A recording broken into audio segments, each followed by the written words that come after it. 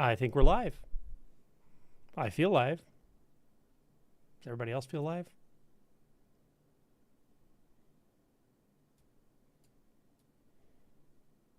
On a few minutes early. All right.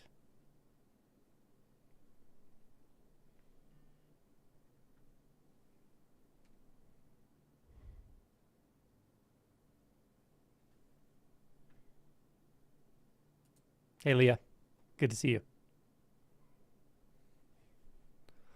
Hey, Youre. Nice to see you.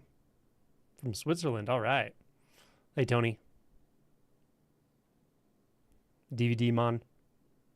Hello. Bernd. Totally A-Live. That's right. Hey, Jennifer. Hey, Gary. Austin, Texas. Happy New Year to everybody. Do y'all have New Year's resolutions? Hey, from Greece, Vasilikos. Nice. Kaz, hey. I have a New Year's resolution. Not really. It's not really a resolution. I thought of doing something, learning something for the year, just like focusing on learning a specific whatever task or not task, but a specific skill.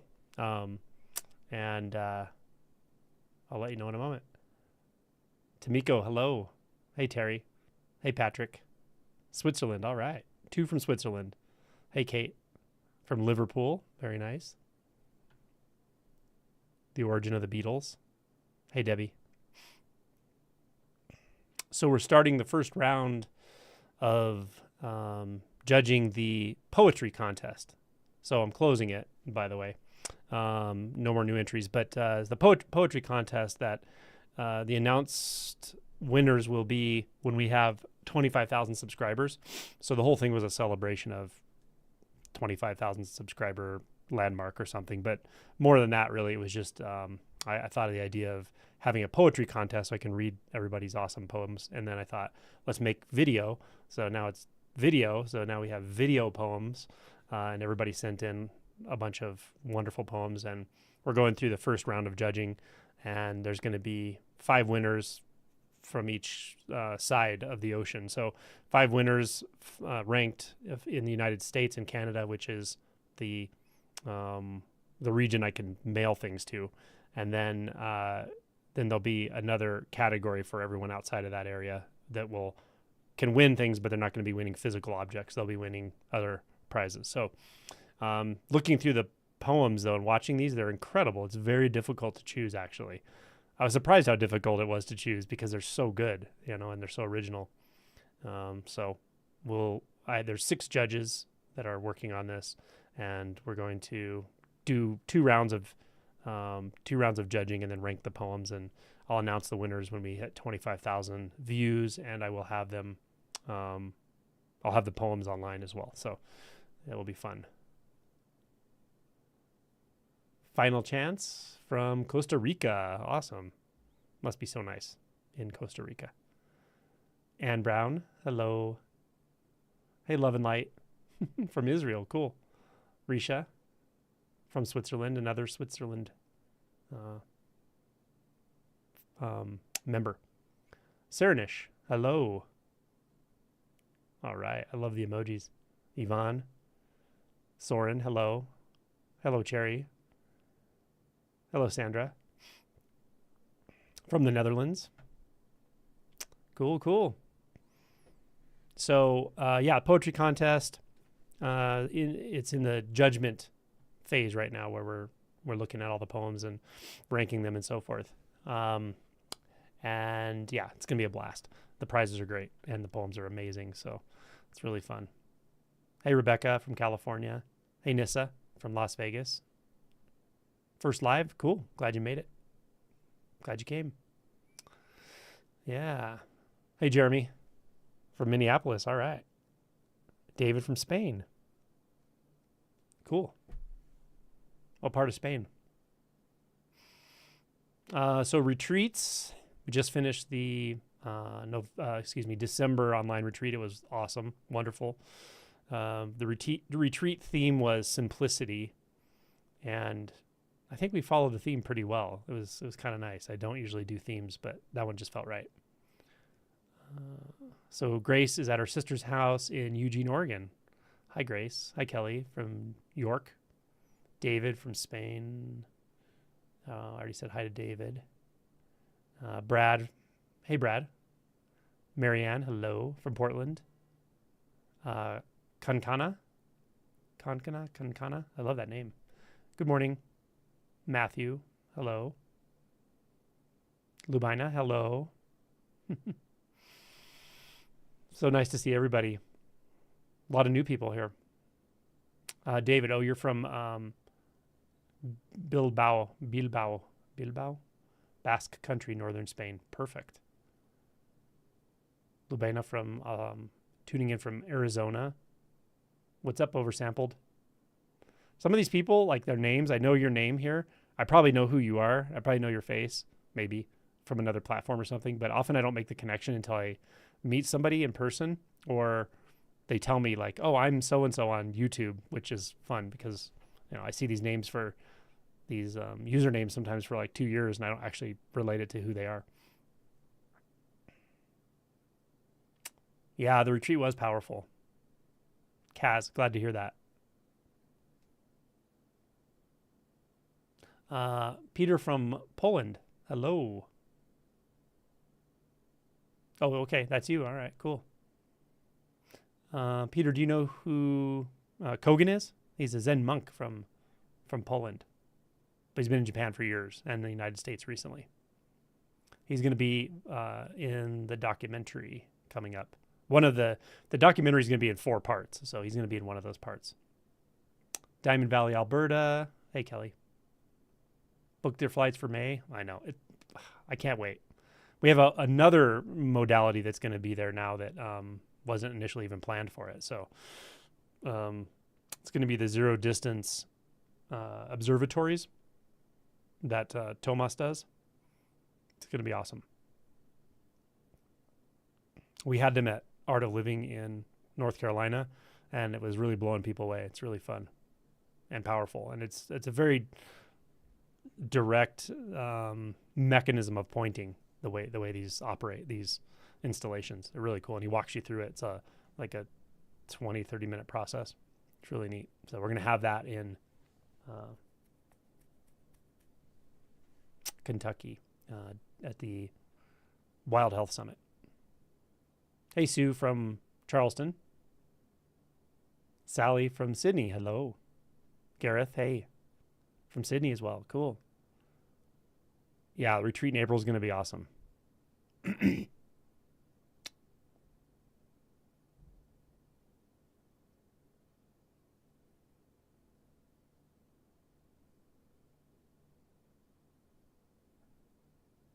Hey, Carrie from Maine. Ian.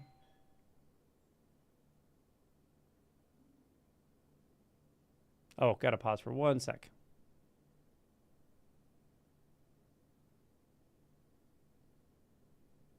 Actually, no, I'll leave it. Well, where am I at here?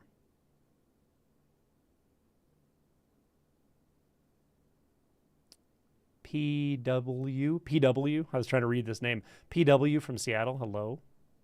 Hey, Frank from Spain. Oh, you don't know Kogan. Yeah, he doesn't have much of a public persona or footprint, I guess would be the term. But he's been around. He comes to the retreats. Pretty awesome guy.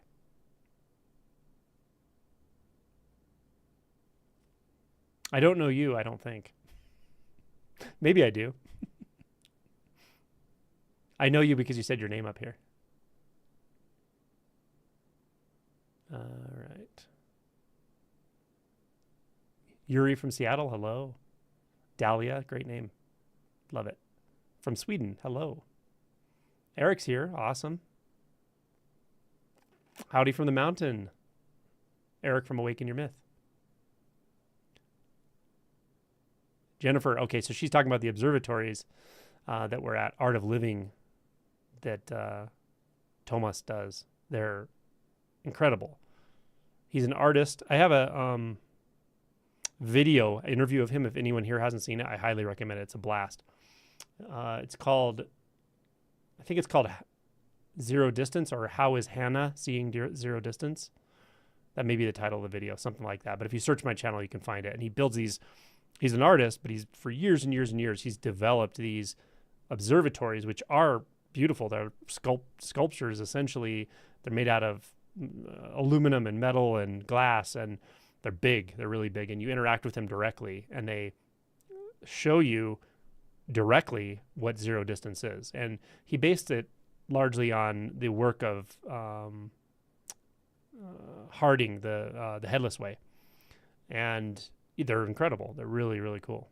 We had them at the retreat in, I guess it was last week in November, at Art of Living, and yeah, so fun and really good transmission when you work with them.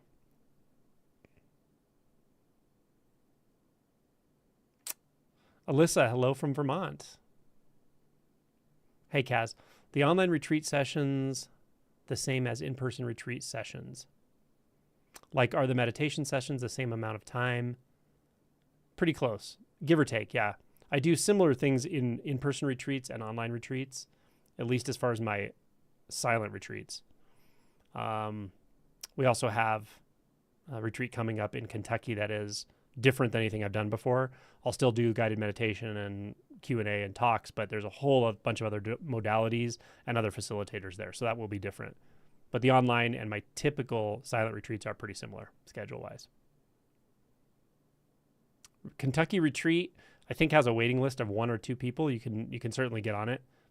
People, I mean, it's 4 months away, so there's probably 100% chance that a couple people will drop out here and there. It just happens. There's always people kind of dropping and coming like a trickle for a couple months up to retreat. So if you're interested, definitely get on the waiting list. Release date for the documentary, it's unknown at this time. We're doing editing right now, starting the major part of the editing process, and it's going to be in 4 parts. It has to be because of the amount of footage we got. So part 1 will be out, I would hope, in the next couple months, but we'll see.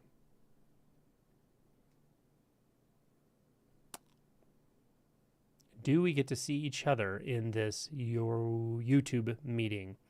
No, YouTube lives don't really work like that. There's not really a way. There's probably a way where I could screen share Zoom or something and then do it live over this, but I think that would be unnecessary perhaps. With the memberships, we could just do Zooms. So that's why I have every month a double barrel non-duality where it is over Zoom and we can see each other.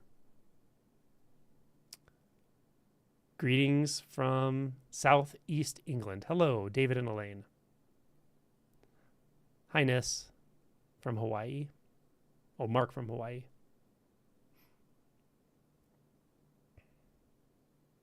The Art of Living retreat was very eventful for me. Any idea when the next Art of Living retreat will be open for registration?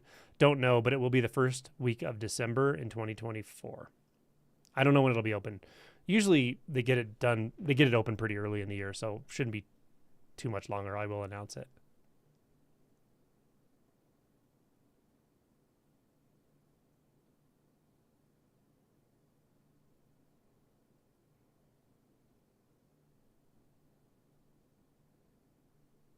The online retreat, yeah, someone's recommending it. If you can devote yourself to full timetable, for sure. If you can sit as many rounds as are recommended, or depending on where you are, you can sit with us, of course. And Chad does the bells and he runs the rounds, and it's a lot of sitting. And if you augment the talks, the guided meditations and Q&As with that much sitting, it's going to be a very powerful experience for anybody. It's transformative for sure.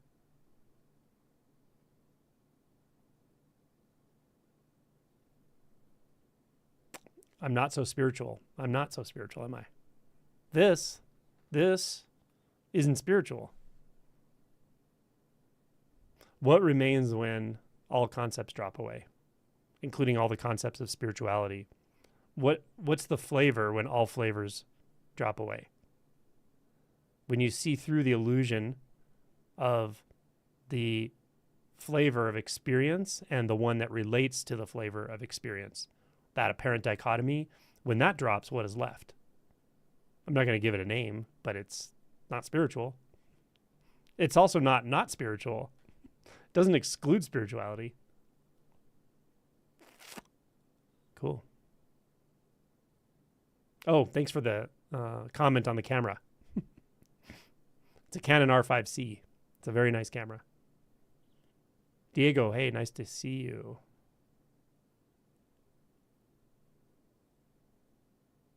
I really want to see no distance. Is there anything that would help breaking through that illusion? From Anne. Zero distance.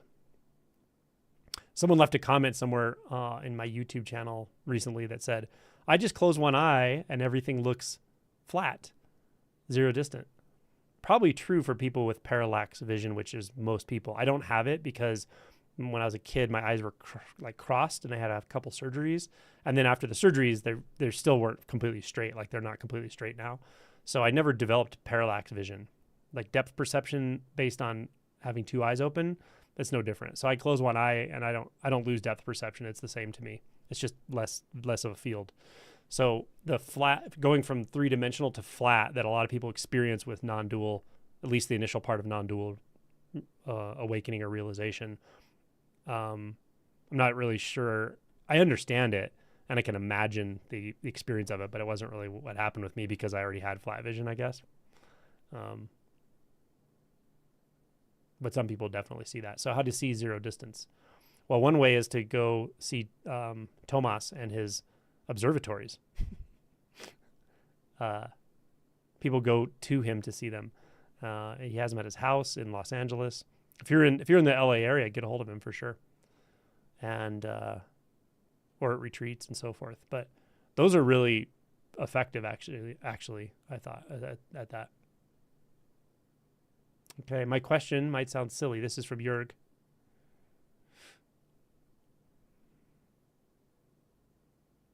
Throughout my life, many people have told me to be nicer to myself. I understand why that's important, but I just don't know how to do it. Any advice? Yeah. Well, the fact that people are telling you to be nicer to yourself suggests possibly that you're verbalizing some kind of self-judgment, talking about yourself in a judging way or disparaging way or beating yourself up in some way or another. I'm making that assumption based on what you said here. So certainly some people do this. Now, some people don't do it aloud. They don't necessarily say it out loud that they're self-judging, but they do it internally. And sometimes they even cover that up with a sort of external apparent confidence and hide the fact that they're self-judging.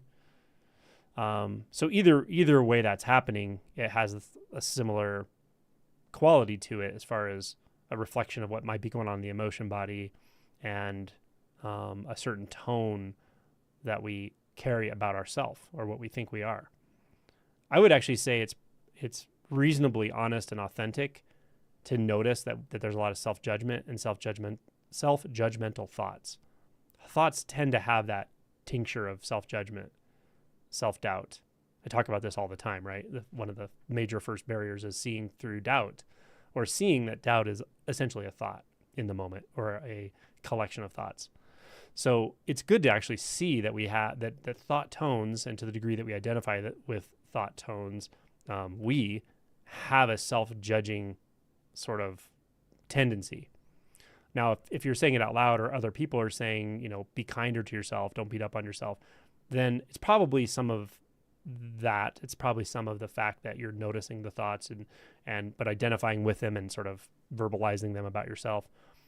It can also have other aspects to it. Some of it can be people pleasing is not exactly the right word, but something related to people pleasing, where if we criticize ourselves first, publicly, let's say, or around others, then we at least the belief behind it might be that we can prevent others from criticizing us, right? It's like beating everyone to the punch for criticizing you, or by criticizing yourself before they criticize you, for instance.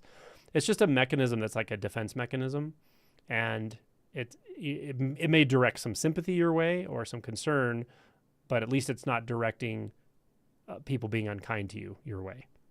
Not that they would necessarily, but it's a habit sometimes we can get into.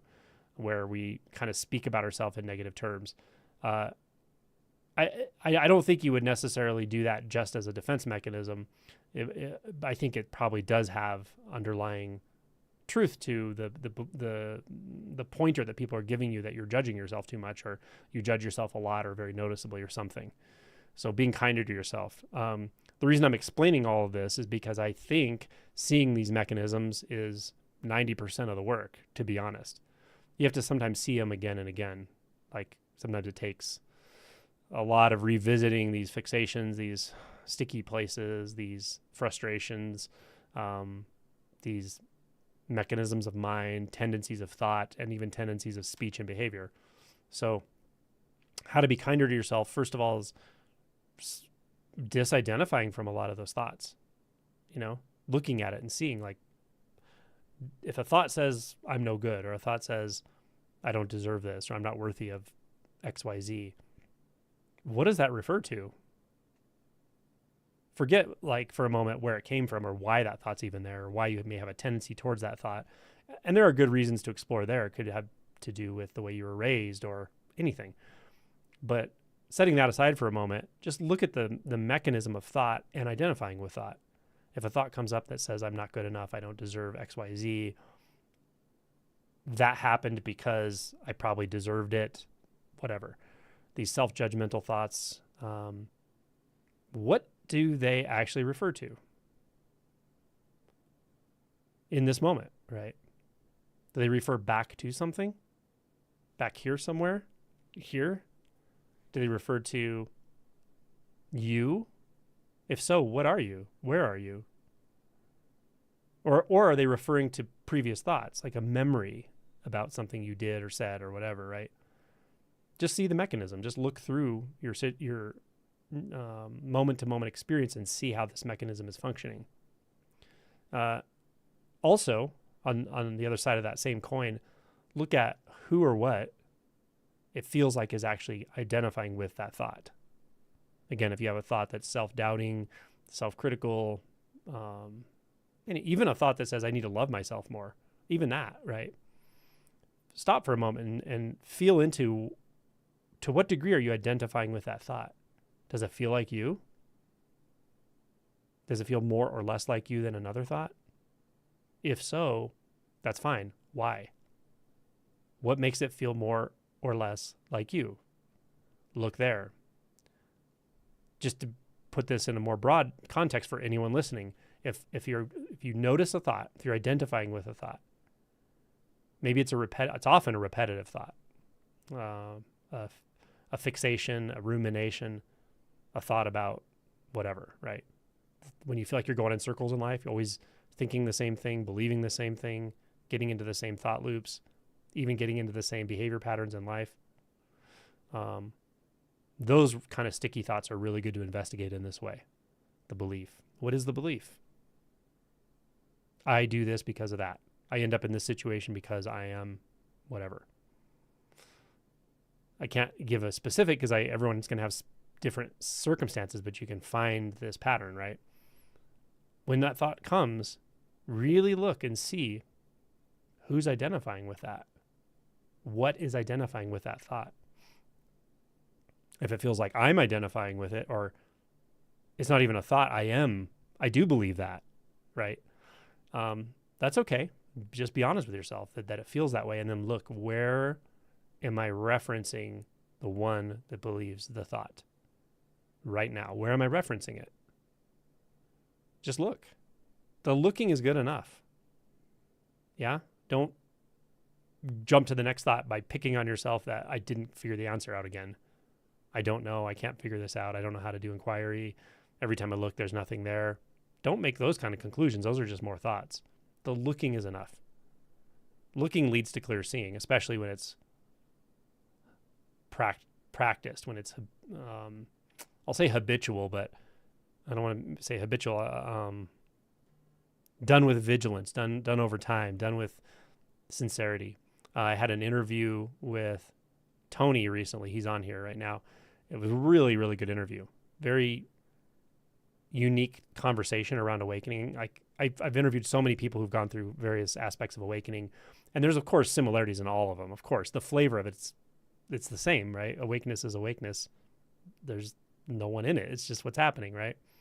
And yet everyone's storyline and so forth is a little different. And with Tony, it was just really unique. It was wonderful. If you haven't seen it, check it out. It's called a warrior awakens, or I think it's called A Warrior Awakens. It's in the last week or two. It was just really, really good. But he talked a lot about focusing the mind, the value of that, the value of meditative concentration.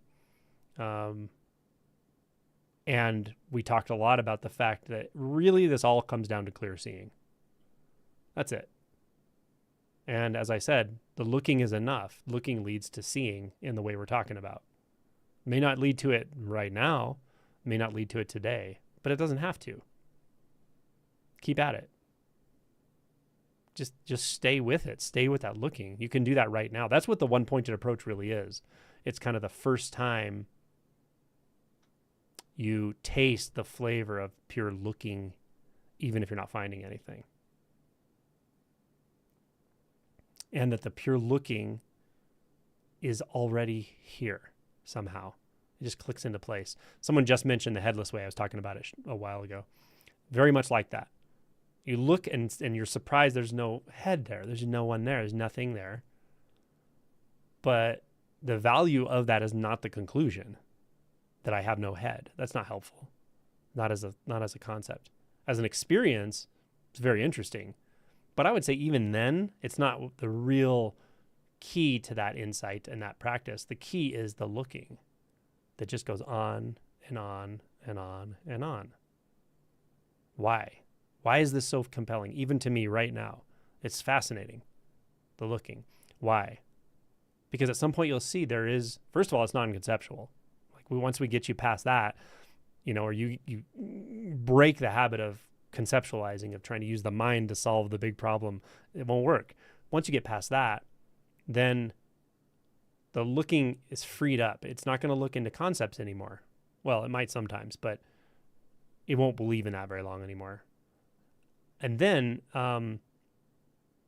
it just starts to feel clear, vast, oceanic even, the looking. But it will fluctuate. There'll be other times when you feel totally contracted, back in thoughts, all of it. And the lesson that clarifies over time is that the looking itself is enough. Even when it's so subtle and there's so many thoughts and so much frustration and so much intense emotion moving through that you're not even really noticing it per se, it's still there. And the more you work with this stuff, however you work with it, stuff meaning your stuff, meaning what's coming up in the moment, meaning finding ways to see more and more and more clearly, less obstructed. The more you work with that, the more it becomes obvious and unbroken that this truth that we always point to, in that video, Tony and I were pointing directly to it. It's always the case. It's always here. And it requires no answer. And then some really deep barriers start to fall. And then the big one falls. And then clear seeing isn't just clear seeing, it's sound. It's sensation, movement and stillness, emptiness and fullness. All of it is the clear seeing. There's no one. What drops away is the seer, the one that's on the subjective side of the seeing. So now the seeing isn't directional. It's not this kind of clear seeing. It's not directional. It's not in time. It has no agenda. It's not looking for anything. It's not searching for anything. It's not holding on to anything. It's not obstructed by anything. There's no object of the seeing, and there never was. So the seeing and the clarity are one and the same, just like practice and enlightenment are one and the same, per Dogen. That's the beauty of this, and that's what I think everybody here wants. We want all kinds of things, sure. But what you're really after in this spiritual undertaking, or this awakening process, or this unbinding process, what you're really after is this. Because not only do you know it's possible, you know it's true. You know it's here already. Or you couldn't wake up to it. It couldn't wake up to itself if it wasn't here, obviously. It's the only thing that doesn't come and go. So any of these questions I'm asking are pointers. If it works, if it feels juicy, grab it and run with it. Run directly into your experience. I mean, like, take it right now inward and use that as your tuning fork. What doesn't come and go? What is the only thing that doesn't come and go? Look there. It's like the experience of using a koan like this, or a turning word or phrase in your own experience. It's akin to, not the same as for sure, but it's akin to poetry in the relative world. Poetry in the relative world uses words, uses language, but it uses it in a decidedly improper way. You know, it utilizes language in a way language isn't specifically meant to be utilized, meaning it opens your experience beyond the words, between the words.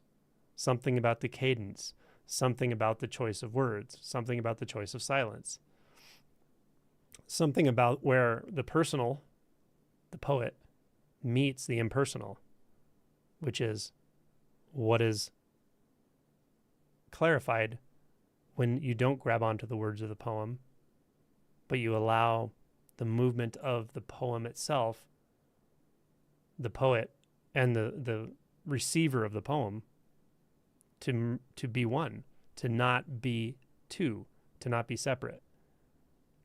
That's the point of the poem, right? In a way, I think probably the point of most poetry is that.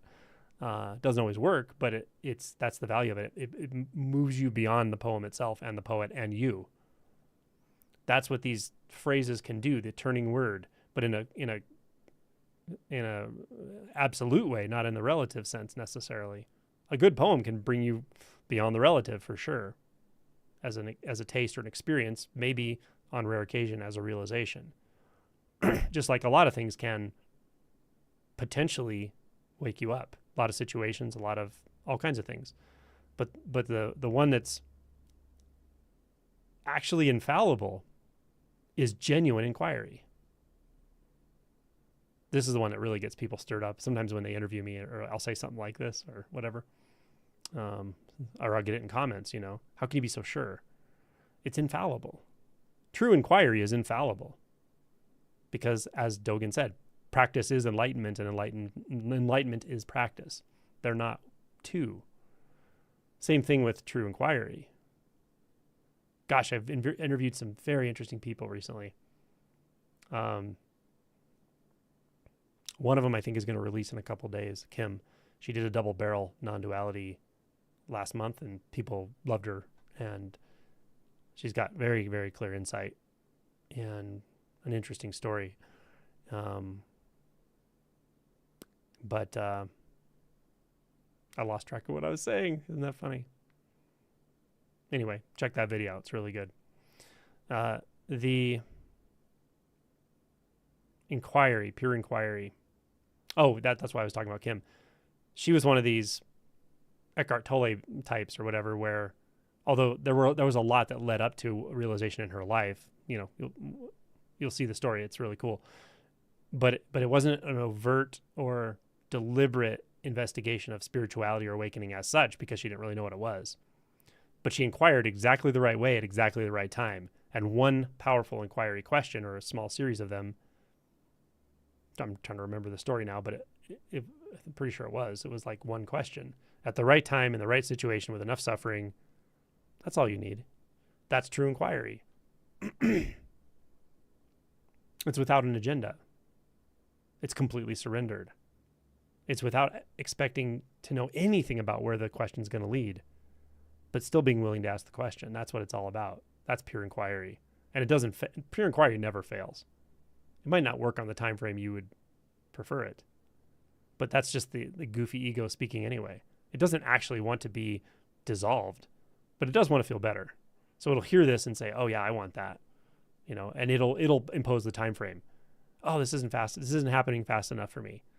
But again, it doesn't really want to be kicked out of the way completely. So it's kind of a catch-22 there when you believe the thoughts. But yeah, it's not always on your time frame. Like I said in my book, it can happen far faster or far slower than you would prefer. And it'll probably happen both faster and slower than you would prefer at different points along the way, for sure. Yeah. But the question itself, the inquiry itself,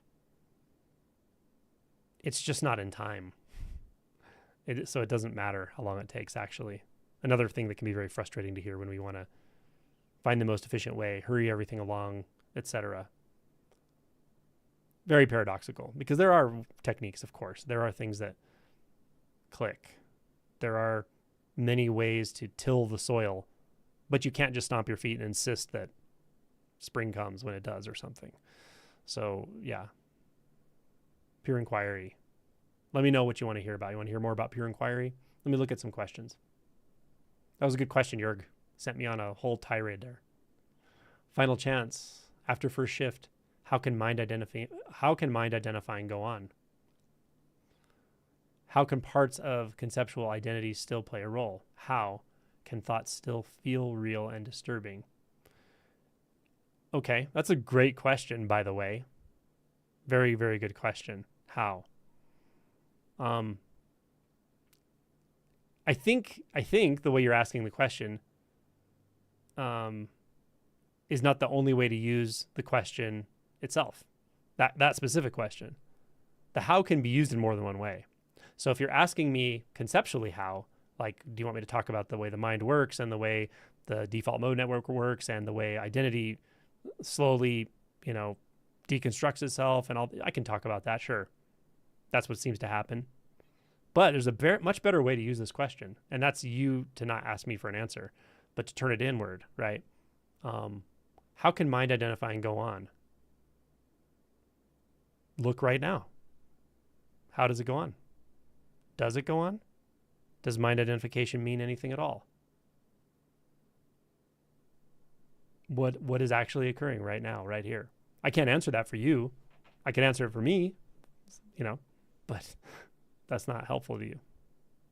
So look and ask, really, how can mind identification go on right now? Look closely at the mechanism of identifying. This question plugs perfectly into the last question. Look closely into the mechanism of identifying. Can you find it? What do you find? Can you look closer and closer and closer? Can you look closer when you don't see an object of experience? Seems like it'd be harder to look closer, doesn't it? What if it's easier? Looking close is so easy when there's no form. When the illusion of form has been seen through, everything is penetrated instantaneously all the time. In a very radical sort of way. But subtle. How can identifying even happen right now? Look and see. Next part of the question. How can identifying go on? Go on. What requires something to go on? Time. That's a thought. Look in your experience right now. Can anything go on? Is anything going on? Without thought. What do you see? These are such good questions. They're so good, I'm going to ask them back on you. Can parts of conceptual identity still play a role? Let's look at a conceptual identity. But you have to look at your own right now. What does it say? Does it say I am? Does it say I am confused? Does it say I don't understand? Does it say I do understand? Those are all conceptual identities. There's also conceptual identities in the way we're speaking. Don't solidify conceptual identities. But there's also conceptual identities that are less obviously based on you, but they're still based on you. So it could just be, I'm wondering about this concept compared to that, or how does this part of the awakening process turn into that part of the awakening process. If you're wondering that, that's also a thought. The I wonder part is sort of assumed. Maybe those are the sneakiest thoughts, because the one who is actually wondering is an assumed one. So look for that one. Those are great questions. Anyone can do this. This is awesome. It's great fun, actually. Can thoughts still feel real and disturbing? Check it out and see. What does a thought feeling real mean to you? Look into your experience of a thought right now. Is that thought real or unreal? Any thought. Just wait for the next one. Wait for the next thought. As it's forming, or when it forms, or when it's formed, whenever you notice, it's fine. Ask yourself, is that real? Or is it unreal? And if you pick one of those, what is the nature of those? What is the nature of real and unreal? Is it another thought? Is it something else? This is inquiry. I'm just walking people through how I would walk anyone through asking these questions. If I'm like working directly with them or in a Q&A session. These are great questions. I'm not picking on you, by the way, at all. I hope you get that. I'm literally saying these are awesome questions, but you don't want my answer for these. You might think you do, but you don't. You want where these questions can lead you to. Which is where? Somewhere else? I love it. Those are so good. Okay, Jennifer. The headless way is mind blown emoji. I agree. It's really fun. Especially if you liked the observatories. I'm going to one of Richard Lang's workshops in March. I've heard of this person. Oh, and I've heard good things. Always grateful to Tomas and you guys for having him at AOL. Yes, it was a good amount of work, mostly on his part. As you can imagine, standing out there doing that over and over and over, day in and day out. But he has tremendous passion for it, and it works. So it's really cool. Those things are like nothing that exists in this world. I mean, seriously, those observatories, like no one's done anything like that. Douglas Harding came up with some really cool pointers, right? Inquiries. But this is a physical object you go up to and look into it. It's so much fun. Chris. Hey, Chris. I think I know who you are. Chris W. A couple questions. A couple things. Okay, I'll have to look down lower. Bernd. I can see that myself is totally based on thoughts. Is there a self there somewhere that is based on thoughts? How can you see that? Honestly. How can you see that the self is based on thoughts? What are you referencing when you say the self is based on thoughts? I might say it this way. See if that changes your perception of it. But look into your experience. That's what matters. I might say, is the self something that is based on thoughts? Do thoughts collate or conglomerate into something called a self? Or is the sense of self something different that seems to be bound to thoughts? Or is the sense of self suggested by habitual thought stuff, habitual thinking? Which way it looks right to you? You can put the comment down below. Louise, hello. Jeremy, how's the sequel to my book going? Not going right now. We'll see what happens. I think I will do one at some point, but I don't know when for sure. Okay.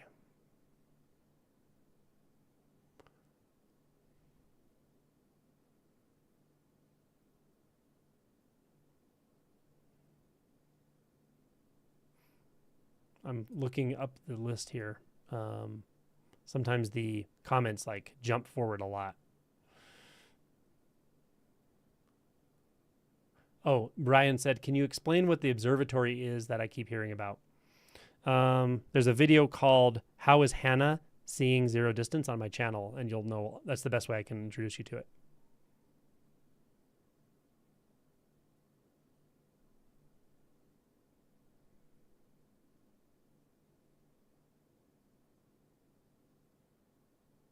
Youre, is signing up for retreats and planning life around it seeking? Well, not more than anything else we do. Seeking isn't what you do. This is important too. Oh man, this is such a good question. I'm glad you asked it. I should make a whole video about this, right? Because seeking itself,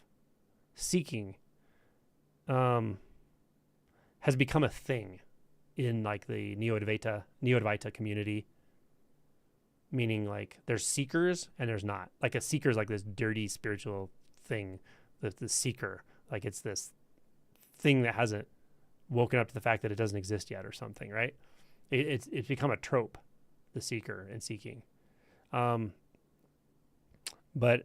I use the term, of course, but I would say this to you. Someone asked if anyone's wondering, isn't signing up for retreats and going to retreats seeking? To me, the physical act of doing anything is equivalent. It doesn't matter.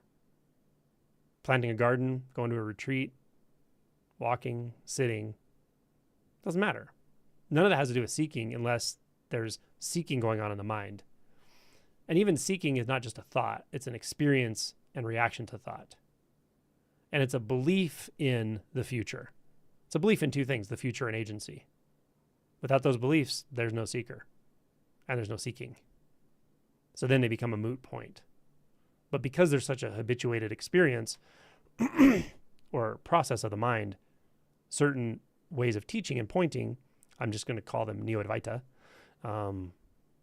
strongly emphasize the illusion of the seeker itself. And those are valuable pointings, and they can be really powerful at the right time and place for the right person.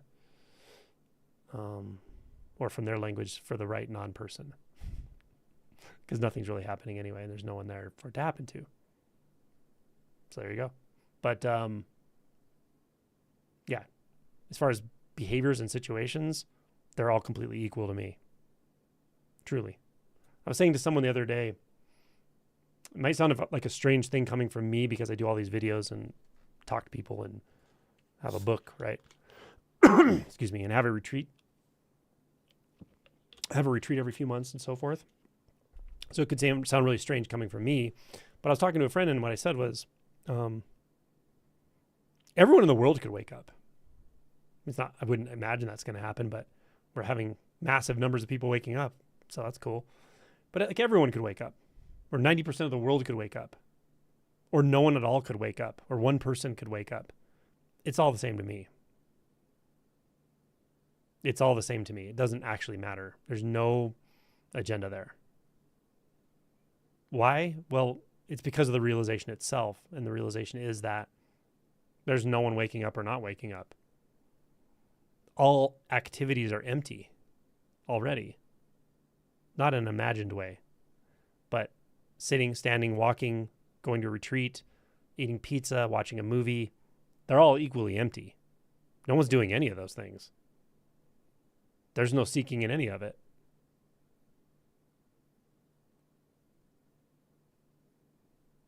And at the same time, in the relative world, sure seems to help shift things around, going to retreat and working with someone one-on-one.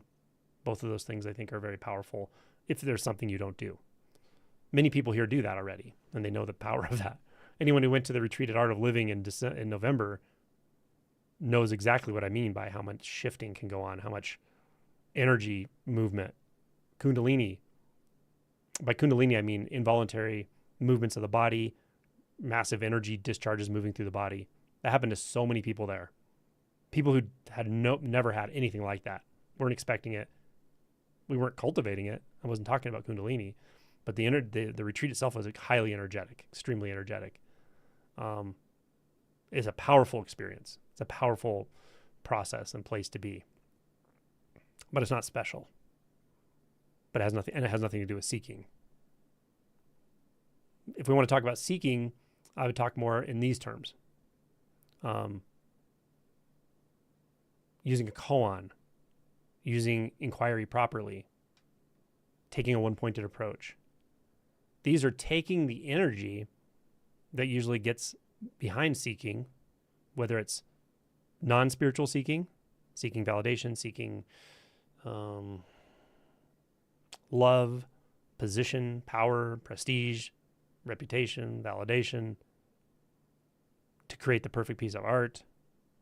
Okay, that's sort of non-spiritual seeking. Spiritual seeking, to get enlightenment, to get the big one, to get awakening, to get, regardless of where the seeking is or what it seems to be about, it's the same thing. It's all the same kind of, again, the fixation and belief in time and doership. But in that way of speaking about seeking, it can only be a thought. It can only be a thought. There's just a strong tendency to believe that thought or to identify with that thought. That's all that's happening here. Breaking that apparent identity pattern starts to really shift perception, and natural awakeness is revealed. No one wakes up. Nothing goes away. Nothing comes into your experience that wasn't there before.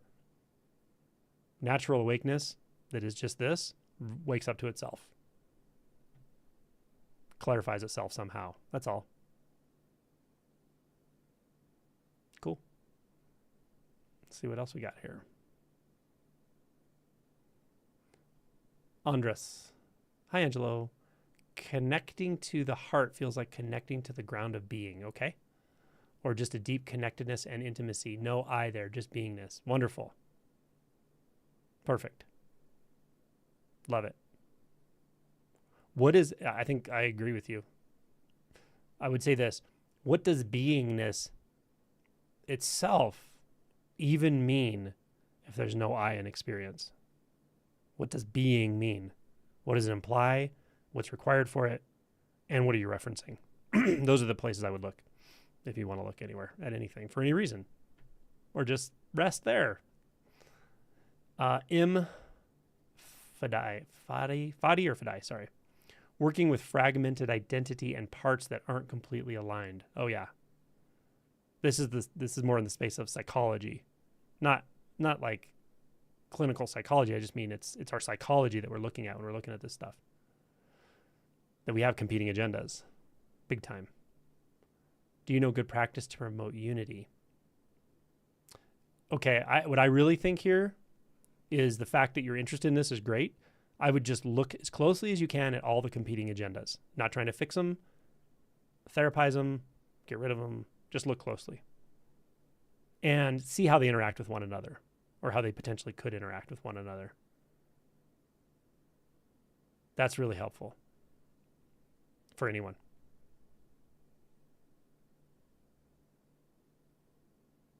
Oversampled. I don't know, man. Once I had this out of the matrix experience, and it was so real, and the mind world was so fake. The reality had this raw, unqualified feel. I don't even know how to name it. Okay. Do you think that's not here right now?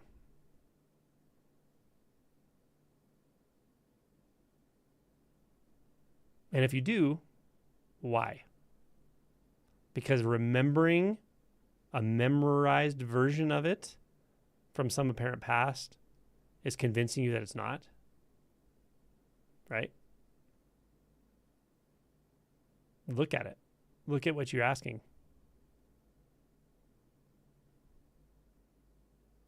And what you're assuming.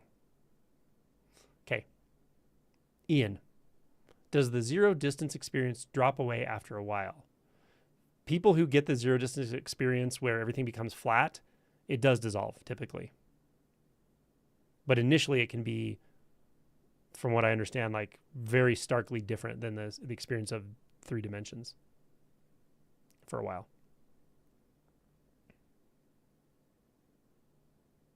I noticed that doesn't happen so much as it did some while ago. Yeah, don't sweat it. Look into the nature of form itself, being itself. Look into the nature of space at all.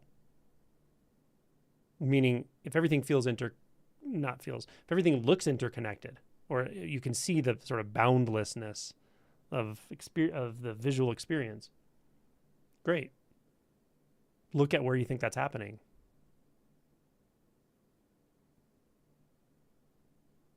And to whom it's happening.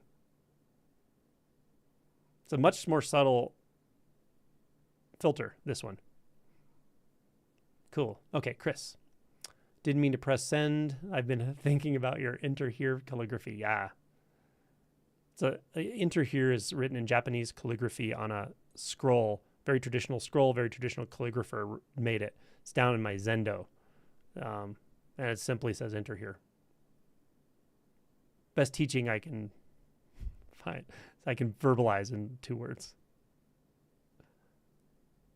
First, I'd be really interested in seeing it. Oh, okay. Secondly, how does this work with thought identification? Well, okay. Good question. Thought identification. It does go in steps. First, it's to even recognize a thought as a thought. Because as I've mentioned many times, some people are so identified with thought, they don't even know they have thoughts. So becoming aware of thoughts is critical. And it's a huge part of this work. And if you just keep doing that, because what will happen is you'll become aware of one thought and then you'll believe the next one, or you'll be identified with the next one, so and so forth.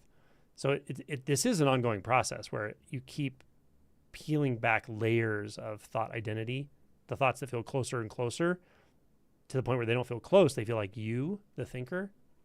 Keep peeling those back. That's entering here, because here is where the thought seems to be appearing. Well, what else is here? Well, apparently there's a here space that the thought's appearing in. Maybe. Is there? I don't know. Let me look. Yeah. Enter there. Enter with curiosity. You're already here. It's already here. To enter it is to not leave it, really, when we're talking about thought. When we're talking about thought, it's to not leave it. And you don't leave it. You break the spell of trying to leave this through seeing a thought as a thought. And the disidentification will come naturally. But it can take some time. Secondly, how does this work with thought identity? Okay. Nissa. Lately, there has been very little energetic sense of me here. Cool. Just lightness. Very cool. Yet there's still a sense of seeing through eyes. Any advice on how to inquire about this experience? Look at it closely. When you say, okay, when you're, say, looking forward right now at the screen, what do you really see? Do you see eyes? Or do you see whatever color my shirt is and my face? Tan skin and a gray shirt and a green background.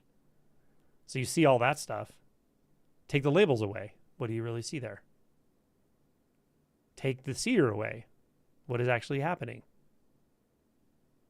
That's how you do it in those exact steps, literally.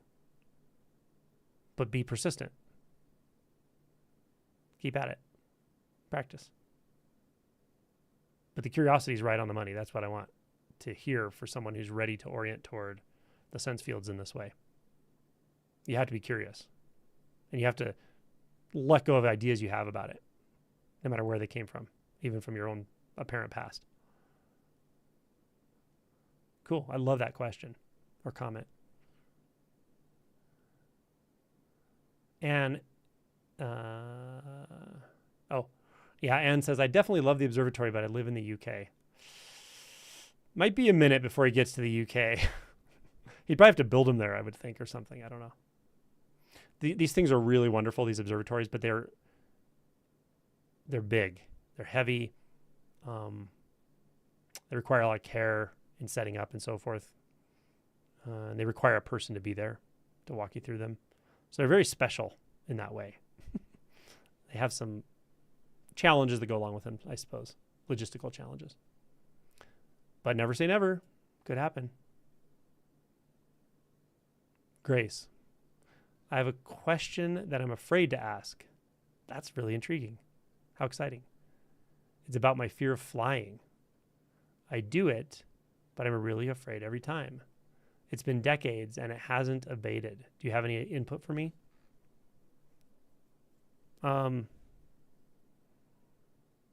live what you fear in your mind. Play it out in your mind. What are you afraid of? Crashing, burning, dying, being out of control. Play it out in your mind. It's like desensitization, sort of. Find out, write it out. Find out what your ultimate fear underneath all of it is. And if you start feeling uncomfortable while you're doing this, that's perfect. That's what I would hope for. Because otherwise you won't do the work outside of those moments. You can try to do the work in those moments when you have to fly. But this stuff is a lot trickier sometimes. Not always, but it's a lot trickier sometimes, or usually when you're already in a triggered situation, when you're already in reaction. So try it when you're not in that exact situation. Imagine you're going to fly, or just ask, what is it? What is the fear actually about? What is it rooted in? Does it have it could have a very old root, something from childhood. Sometimes that's helpful to see that. Sometimes it's just looking closely at what is that I'm actually afraid of. And then asking yourself, can I be okay if that happens? What would it have to happen so that I could be okay if the worst case scenario happens? What would have to be the case now such that would be naturally accepted? I would look through it like that. Or if you just want a practical answer, work with a psychologist around phobias who's good at that sort of thing. Exposure therapy.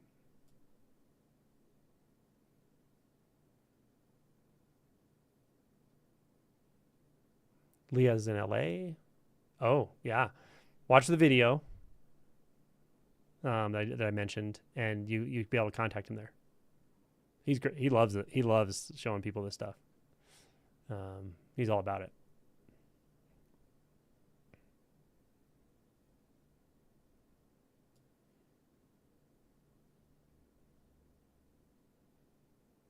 David and Elaine. We found the online retreat profound and deeply moving. Wonderful to be part of it, and deep thanks to all concerned in making it happen. Yeah, my thanks as well. The retreat's not Angelo. The retreat is everybody in the retreat. Really. That's how it works. For sure. And when the group is very sincere, excuse me, when the group is very sincere, it's very powerful. And so, yeah. Ooh la la. Are we in control of whether self-critical thoughts arise or not? You know what I'm going to say, don't you? Why don't you check it out? I will tell you this, from a practical standpoint. Don't try to stop them or suppress them. That's not going to do you any good. But to see if you're in control of when a thought arises, how a thought arises, or what type of thought arises, just watch. Don't create a thought and watch what happens.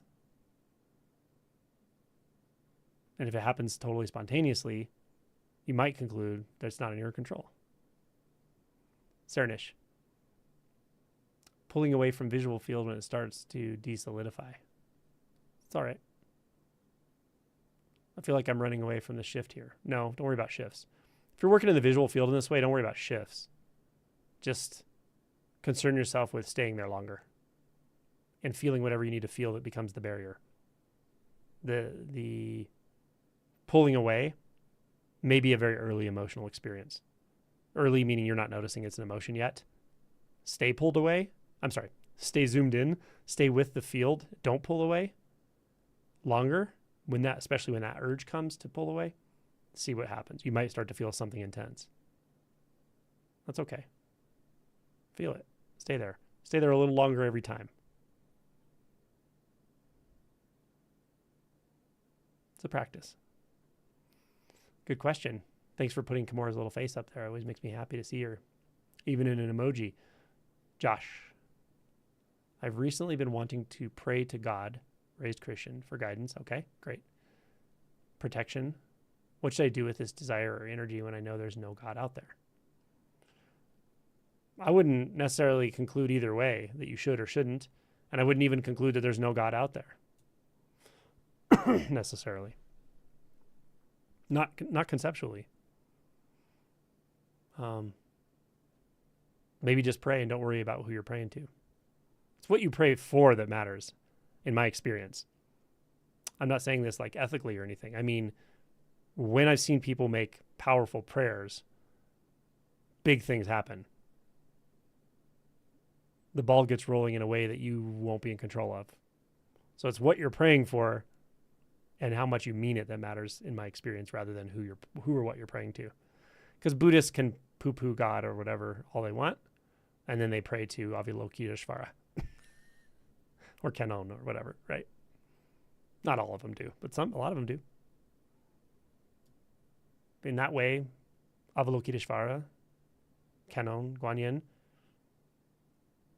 there's huge value in doing that. But their energies are archetypes, just like God is an energy or an archetype when you pray to God. In this way, I think. So it really doesn't matter so much in the space of talking about realization, who you pray to. It's how sincere you are and what you're actually praying for.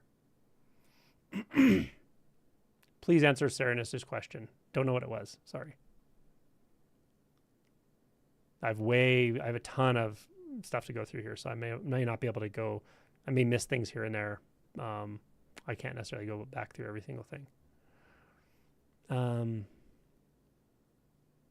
Anne, I've touched into A Course in Miracles. Do you have any views on whether you think that could be useful regarding awakening? I'd say if it works for you, go for it. I can't say I support it or don't support it because I know so little about it. I've seen quotes I really like from it.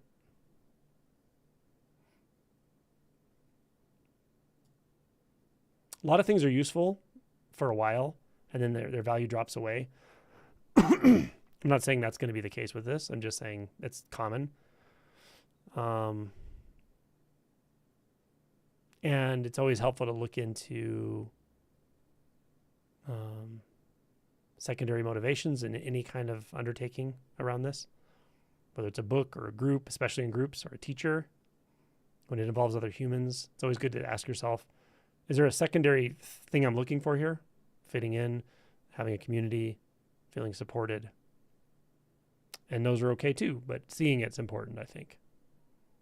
But there are many, many, many valuable pointers and tools and references and groups and books and stuff. So it's up to you to figure that out.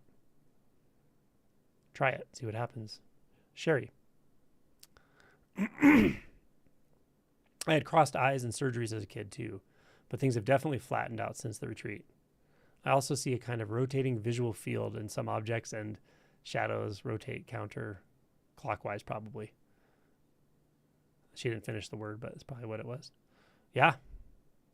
Pretty wild, isn't it? Ryan.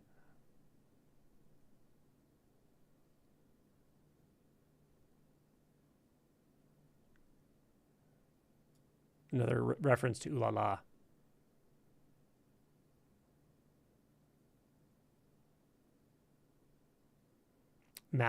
Matthew. How can I bring more awareness to emotional reactivity that seems to flow from being continually exhausted?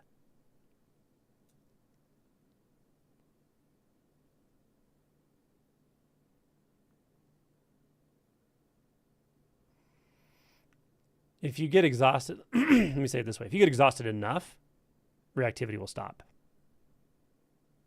It's beliefs. There's beliefs here that are triggering the reactivity. Look into the beliefs about being exhausted. Where did they come from? Where'd you get the map? Who have you been around that got upset, irritable, reactive when they were tired or fatigued? And how did they act on those? Look at your mapping for this. That's what I think. My house may be the most dysregulated house in Australia. It might.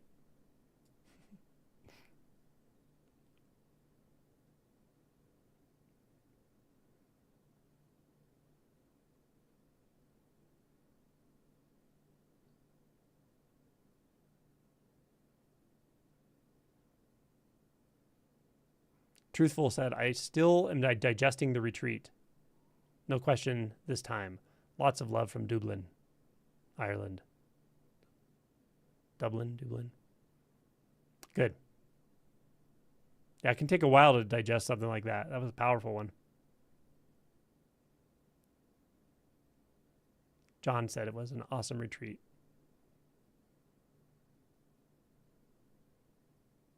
Frank, the interview with Tony was profound indeed. I really felt it. Yeah, it was good. Very, very good. Marianne, I kept having very weird visions of a deflated head attached to my body. Looking into it, it looked like a black puddle. Cool. Angelo, what do you think about self-love? I've been giving it to myself recently a lot, and I see that as restructure a part of my mind, and the mind has started to be more of my ally than an enemy. Awesome. There's less self-criticism, for example. It slowly becomes a habit. I think it can be super powerful for healing or in life in general. Yeah, that's great. Like I say frequently, if it works for you, that's awesome. I'm not going to argue with it. I'm sure it works for other people as well. So my opinion of it doesn't matter. Not even that I have an opinion of it. My opinion is when I read what you wrote here, that's awesome. I would highly recommend it. Self-love, because it's working for you. Ian, I can see the subtle belief in the separate self intermittently. Okay? But I think I'm not seeing it clearly. Yeah, try to see it more clearly. Spontaneously, I notice it. But then it seems to go away and I don't know where to look after. Okay? What is the thought that you're identifying with here? That it went away.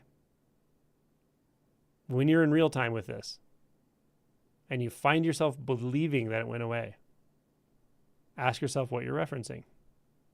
What am I referencing that something has gone away?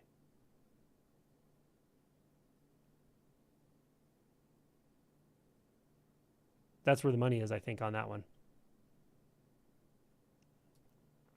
Patty said that's a direct pointing. I try.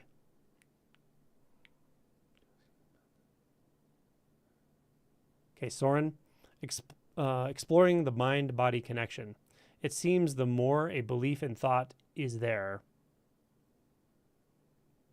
and maintained, the more contracted the body seems to be.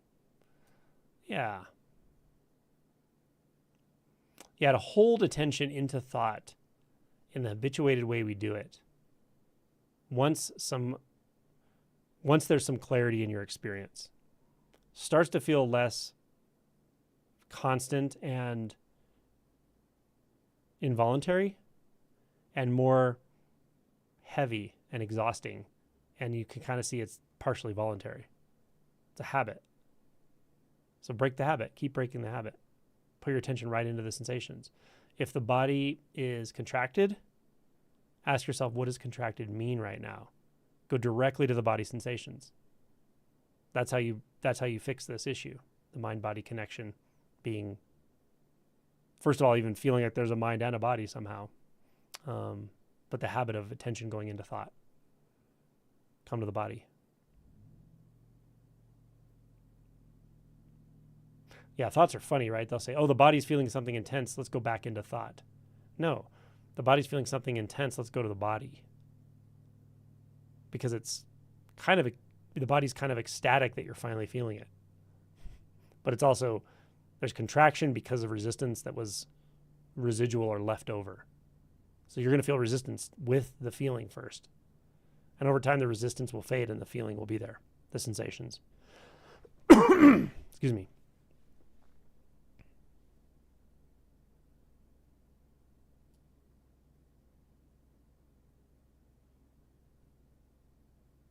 Ian, I have a question. Always having a sense of blackness surrounding and behind all of my experience. It's been a constant for a long time and often entices the mind beyond dualistic perception. Great. I think that's awesome. I wouldn't reify blackness too much. Be careful that there's not a thought sneaking in that says blackness or an imagined blackness. Because what's right there, what's right here, it's not blackness. It's also not excluding blackness. Okay, Kathy says, Angelo, I've realized I have a lot of doubt operating and don't know how to get to it. I have a history of being part of the Christian faith movement. Is it common to be confused about the difference? A lot of doubt operating. The Christian faith movement, is there a difference between that and what? What I'm talking about? What do they tell you to do in the Christian faith movement when it comes to doubt?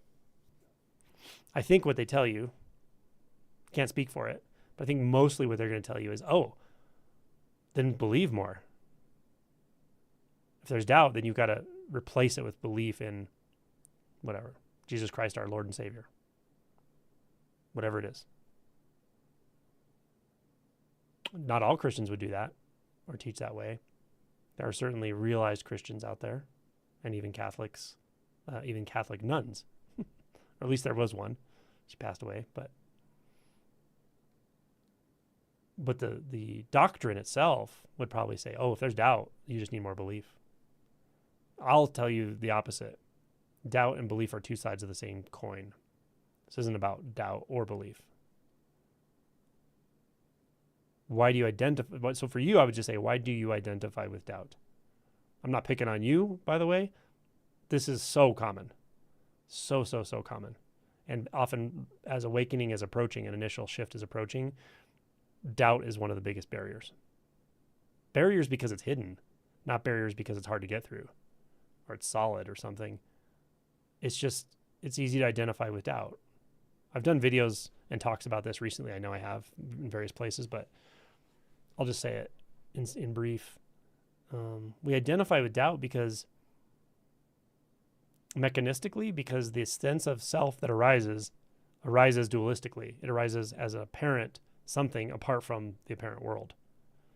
So that initial dualistic experience that gets built into everything as far as identity is concerned, it comes with it a sense of something missing that's totally impersonal, right? Let's just say there's reality, and reality is unified. It's seamless. There's no objects in it. It doesn't exist somewhere in time or space, but it's here. It doesn't have parts and so forth, right? We'll just say that. We'll say that's what reality is. And now, in that reality, because that can appear as anything, it appears as something apart from a world in the most rudimentary way possible. Happens at 18 months old. That fundamental sense of being apart from everything. It's going to be very impersonal when that happens. Impersonal meaning maybe just totally overlooked. But it comes with it a whole lot of assumptions about what you're not. How can you not feel isolated in that world, in that paradigm? Of course, that's going to lead to isolation. And why are you isolated? Because there's something wrong with you. Shame. Doubt. So it's not bad if you feel a lot of doubt when you're pushing up against identity, when you're inquiring authentically, sincerely. It's very common to get up against doubt. But that's why I say see it for what it is. Because in this one moment, it really is only a thought. But the reason we have a tendency to identify with it is because that very fundamental, buried under layers of identity and coping mechanisms and so forth, that very fundamental sense that there's a whole lot I'm not, something's wrong with me, and it's something about me that makes there something wrong. Does that make sense? That's when it seems to become personified. And it's why we identify with doubt so readily. So seeing the mechanism is very helpful, but it's not everything. Seeing the mechanism enough times may be enough. Inquiry, where you don't assume anything. To even talk like this, I have to make assumptions about an apparent self apart from apparent reality, that there is the actual fixation doing that all of it, right? All those assumptions you can almost, well, probably not have any sort of teaching paradigm, even if it's very clear and direct and precise, that doesn't make assumptions, or doesn't at least induce the mind of the listener to make assumptions. Inquiry doesn't have that baggage. You can inquire with no assumptions.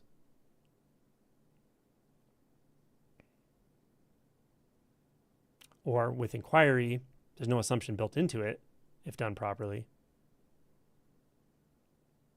And then you can be alert to any assumption that arises, including the assumption that I doubt.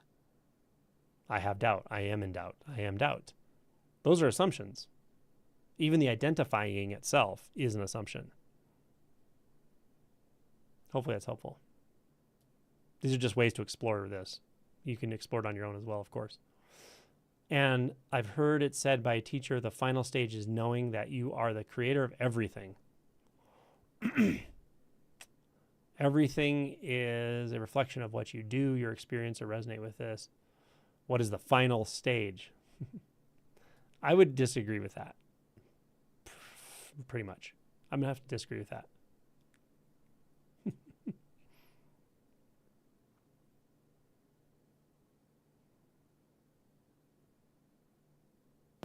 Even with clear non-dual realization, which comes before no self-realization, even with clear non-dual realization, it's very hard to reify a center of everything or a source of everything. It's not really the idea of a source is dualistic and conceptual ultimately.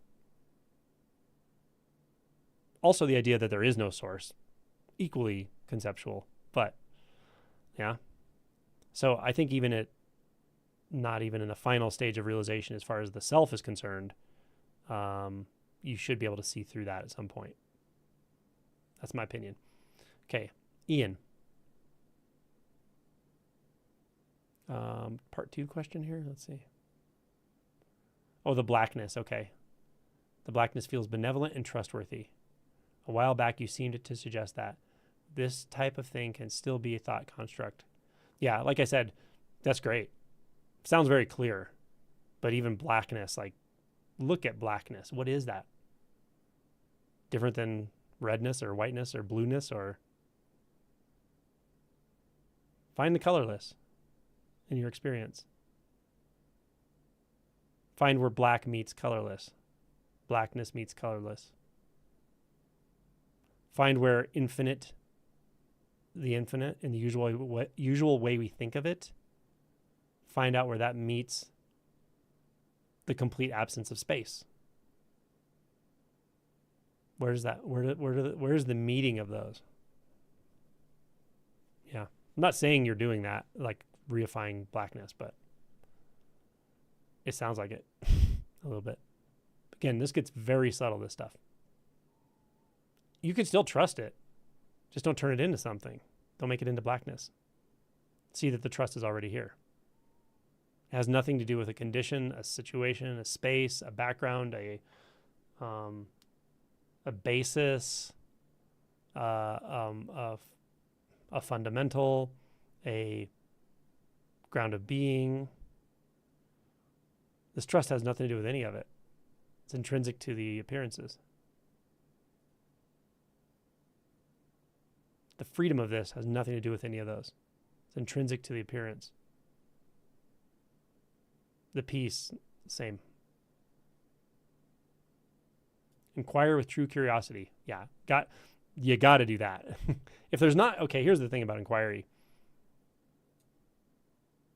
Everyone does it their own way. Everyone that figures it out, inquiry, that becomes potent, catches on fire, becomes a red hot iron ball you can neither spit out nor swallow.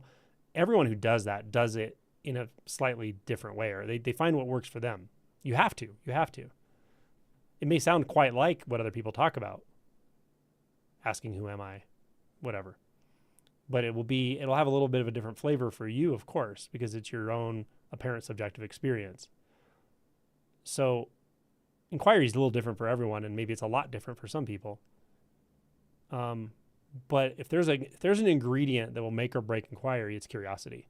If you're not genuinely curious, If you're using inquiry because you think you can force your imagined experience onto this moment or onto reality,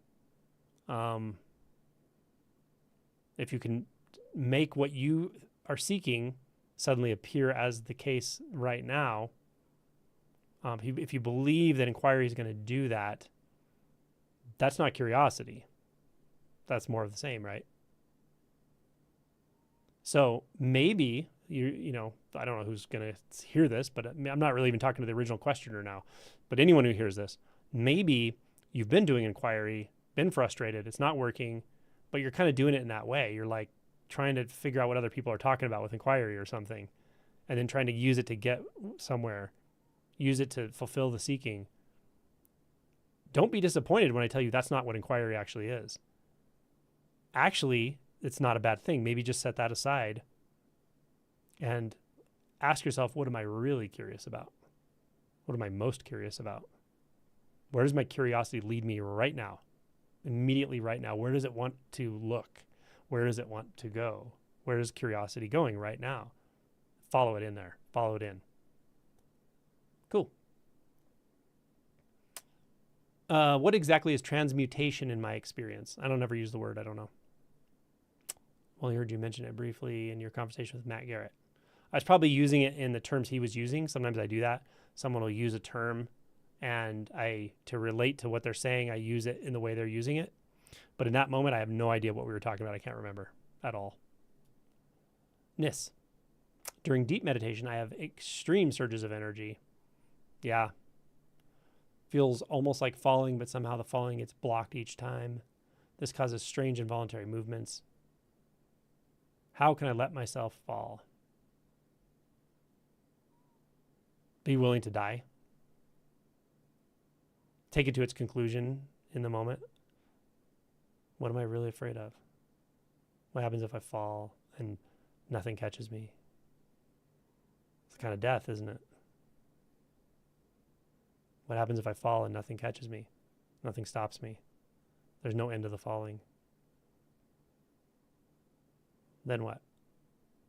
Is that a problem? Does it trigger an emotion? Does it lead you to fear? If it does, that's fine. Just feel the fear. And then fall again. But the question is helpful. What is it I'm afraid of? Here. What happens if I am not caught when I fall?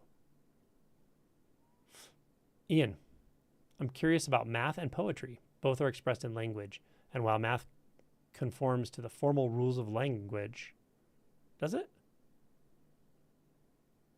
Does math conform to the formal rules of language? I never would have thought about that. I would have never thought about it that way. Maybe it does in some way I'm not thinking about.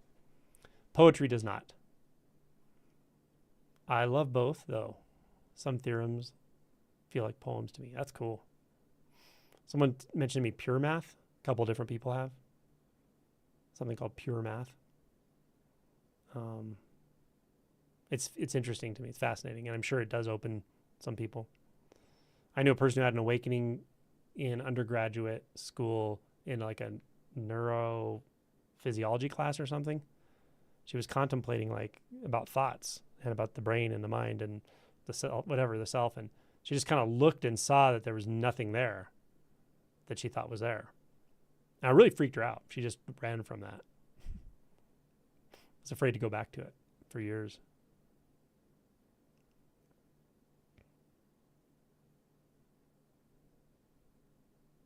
I like how badass this sounds. I don't know which part sounds badass, but it's all kind of badass. As we say in the South, hurry up and wait.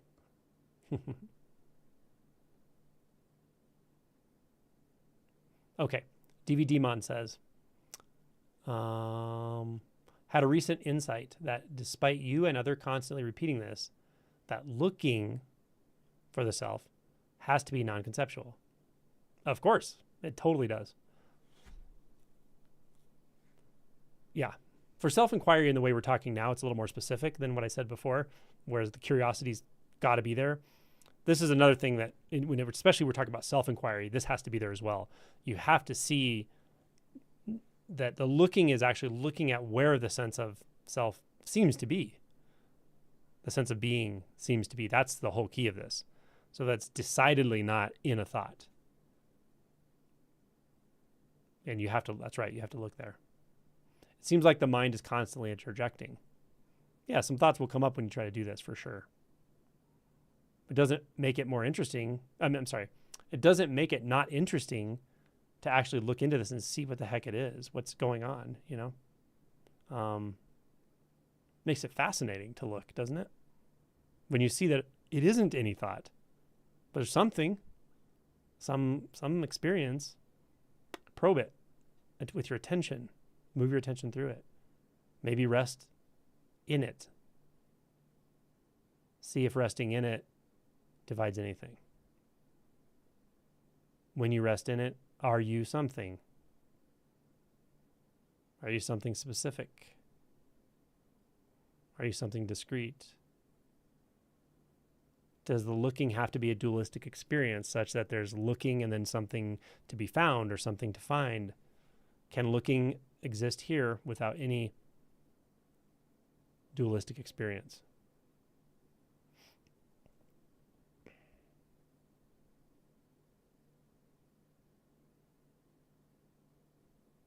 That's a good point, though. Like what you're saying is that thoughts trick you into believing that thoughts are experiences rather than just thoughts. That's huge. That's hugely important, actually. It is. It's a very important insight. That's what thoughts seem to do. They seem to trick you into believing that the thought is an experience. It's like the only thing thought can do. Why? Because it's reflecting. But it reflects by, it's an additive reflection. It reflects and then adds something there that's not there, like solidity, subject-object experience, and so forth. That was a great comment. Sally. When I look closer, it leads to feeling sensations in the body. What then? Subtract body. Subtract the label sensations. And stay there. And if your mind is saying, what then? Your attention's not in your body anymore, it's in your mind. So what then here for you is become very clear on where your attention actually is. That actually relates to the question right before, or the comment by DVD Mon.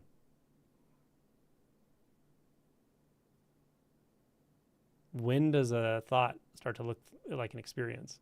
Convince you it's an experience. That's like the best quote I've seen in this whole chat here. Thought tries to convince you that it's not a thought, but an actual experience. So funny. How do I know that what I'm feeling is a shadow material surfacing and not some suffering or some other feeling? Why do you need to make that distinction? Really, I mean, just in a very practical way, you don't need to make that distinction. That's just your mind trying to analyze the situation. Get out of your mind in that moment. Go right back to the sensation. Whether it's a sensation, feeling, emotion, shadow, doesn't matter. Those are all labels. Go to the experience.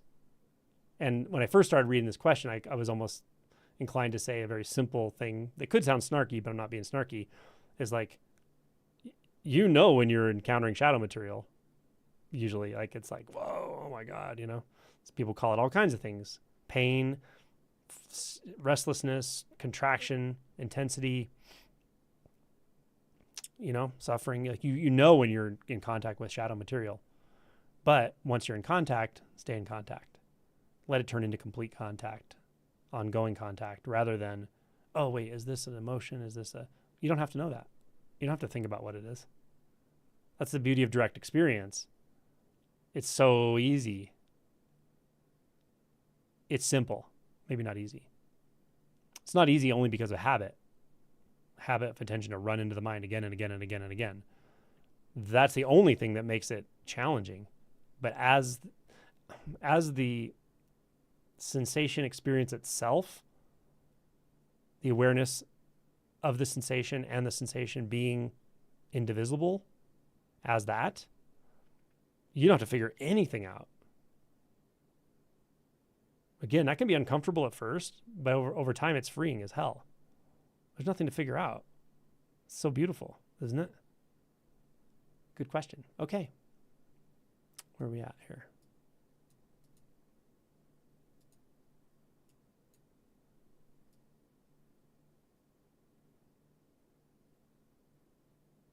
Why are you skipping my questions, Angelo? I'm not picking on anyone specific. I've answered a lot of your questions. I know that. I'm just looking at the questions as I go here. All right. Car parking, God. That's a funny one. I'm just trying to find my place again. The comments come so fast.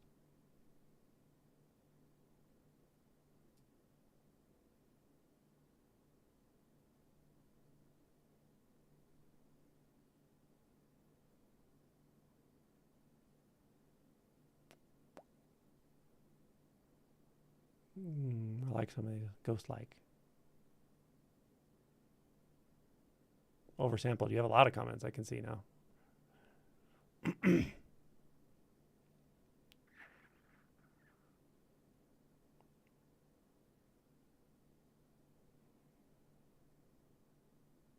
Emma, can you talk a bit about what a belief is? It's something that's up for me.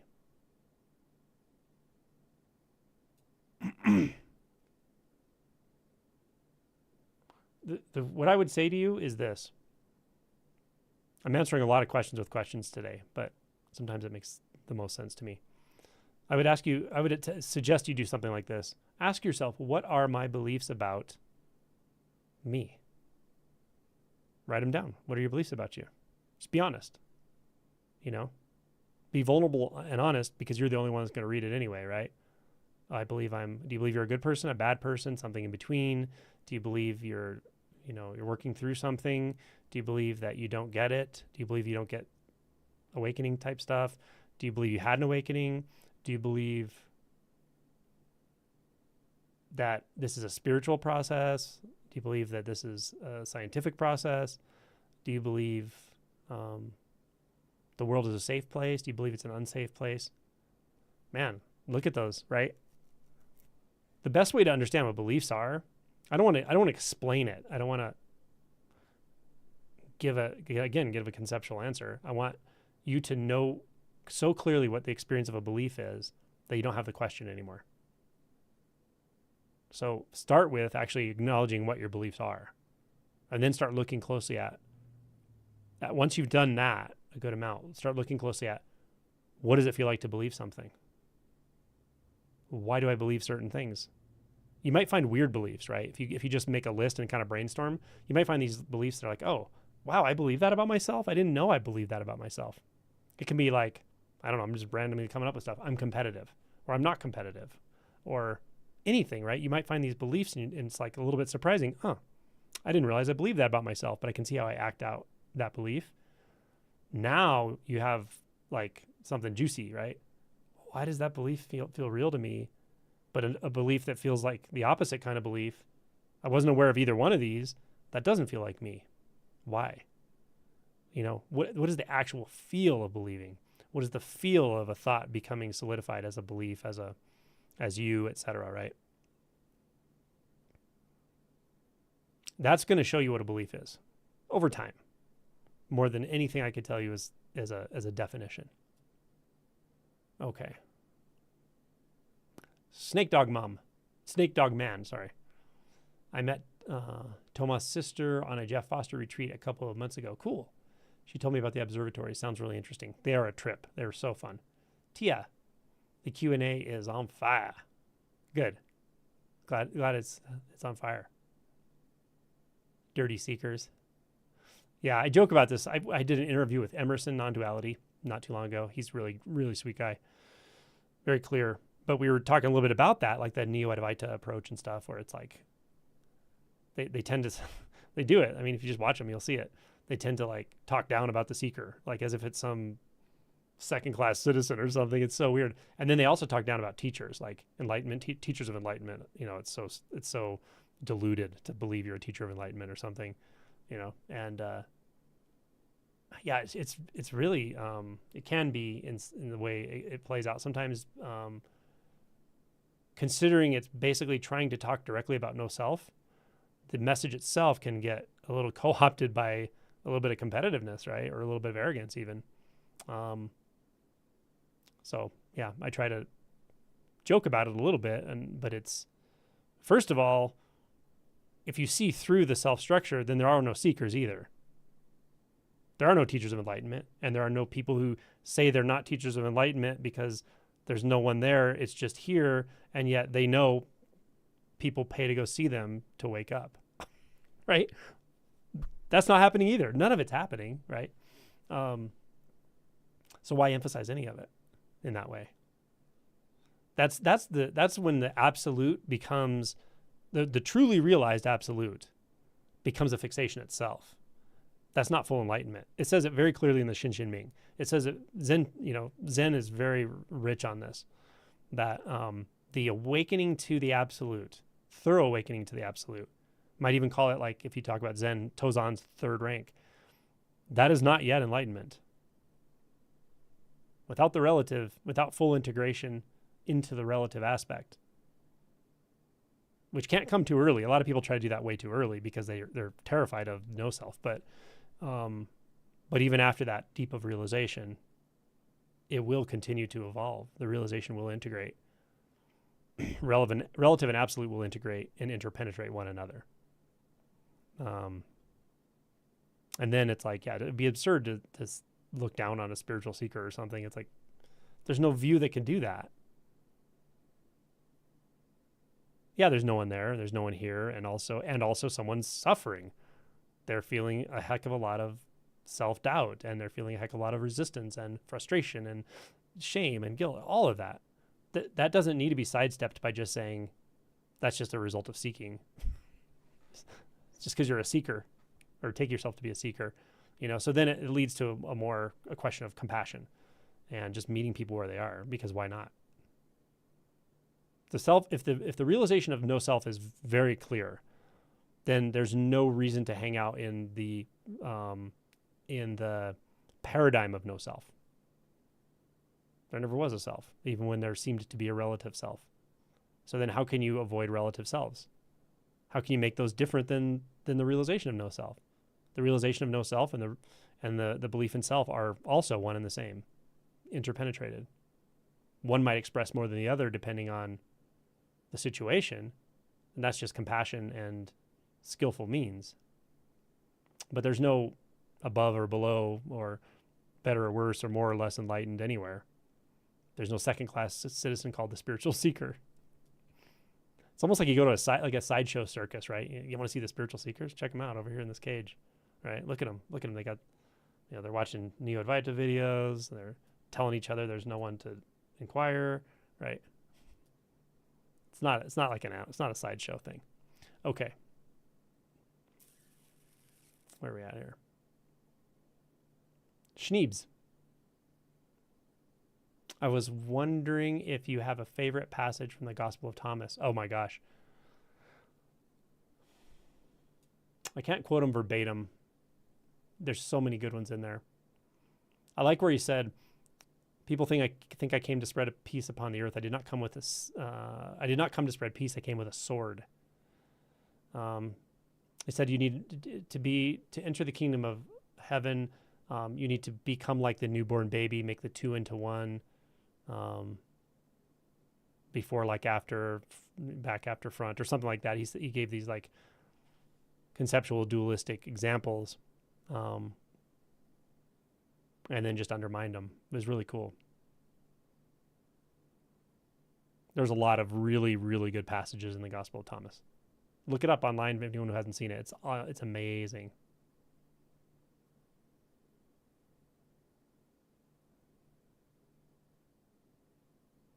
Anne said, I love when you describe your experience now. Would you say more about how that differs from separation? There's no experience of separation here at all. This is an interesting one. Someone made a comment, I think, on one of my videos, and it really was interesting to me. Because you can see, like, looking through the lens of self, it taints everything. So if I talk about an experience, right? First of all, the word experience is deceptive. The word I is very deceptive, but I don't have another way of talking about it, right? But when I say there's no sense of separation, the mind could see that and go, yeah, but you're talking about your experience. Isn't that dualistic in relation to my experience? Well, that's not my experience, though, right? I'm just using language in the best way I can. The experience of this is why I say the experience of non-separation isn't a personal experience. It's not Angelo's experience. It's not even an experience. Non-separation is just obvious. And it's obvious that it's that way for you and for everyone else. But it's also obvious that when I say you and everyone else, that's really something you have to hold lightly, because once that's seen through, you won't have a sense of you. But non-separation will be obvious. Yeah, it's like talking in circles after a while. That's why Zen just does away with talking and turns everything into a koan, which is pretty brilliant. Brad, is the Kundalini something to be sought? No. It's not. It's neither something. This is a great question. It's neither something to be sought. It's definitely not something to be sought. Nor is it a specific signpost, because I don't want anyone to go, well, I don't ever get Kundalini. I've never had that. You don't need Kundalini to wake up. Some people definitely have a propensity for it, though. It's just the way it is. It's an energetic thing. Where's the time go? 2:40. I'll answer a few more.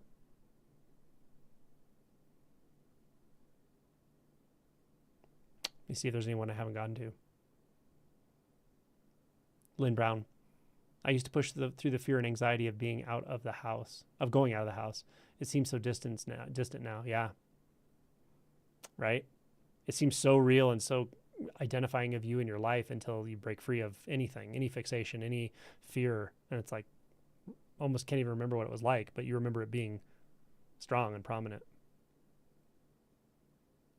Kaz, is there a chance I would host a retreat in California soon? No. Unlikely. Lynn, I pray to the car park gods to get a parking spot. Always get one. All right. Hey, can't argue with what works. And you're very welcome. Youre, have I worked with blind, deaf, or mute people? Yes. Yes. Mute people, I'm not sure. I can't think of someone. I might have, because I text people a lot and stuff too. Do you think they're much more in tune with the empty substance?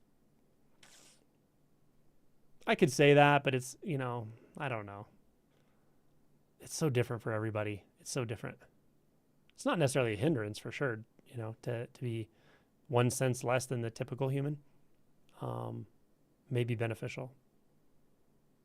Could ADHD be a hindrance in the process of awakening? I know so many people with ADHD who are very awake. I don't think anything like that hinders the process, honestly. I really don't. What hinders it is will. What hinders it is your insistence that it goes the way you want it to go. What hinders it is reacting to fear and not noticing it. What hinders it is endlessly intellectualizing, not being willing to drop into the emotion body at all. Those are the things that I think hinder it, if anything. And those don't even last that long in the cosmic scale. Over time, those will erode. Alan, hey there. Hello. Recently between jobs and nothing I really need to do for the next week. But it's amazing how strong the narrative of I have to be doing more right now is. I know, isn't it? It's crazy, right? A lot of times the first couple of days of retreat sort of feel like leftover doing energy. Like just restless. Like I got to do something. I got to occupy my mind. And then after a while you realize like, no, there's nothing to do. It's just here, just sitting. And the more you do that, the more it's less of a thought and more of a bit of an energetic restlessness. And then even that will subside over time.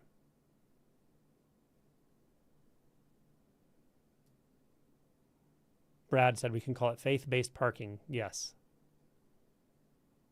Why are you skipping my questions, Angelo? I think I answered a lot of your questions up above, unless I'm wrong. I'm not reading everybody's question. I'll just say that. I'm not skipping anyone specifically. I'm looking for people I haven't answered their questions because I have a limited amount of time.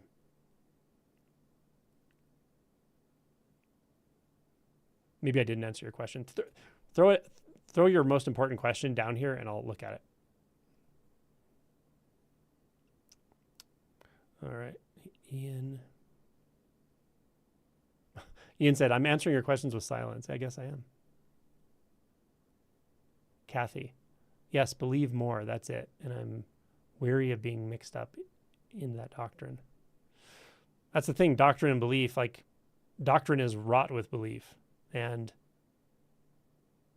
even non-Christian doctrine, you know, it's wrought with at least the potential for belief. That's why I say 99% practice, 95% practice, 5% doctrine, or, you know, it's a double-edged sword for sure. Why is there no Kogan emoji? I should make a Kogan emoji. I think that's on my list now.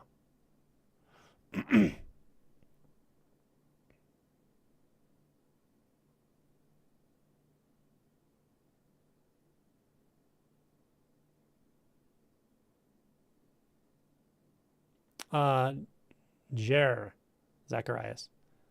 What should I do with my workplace if I skipped it and haven't responded to them at all?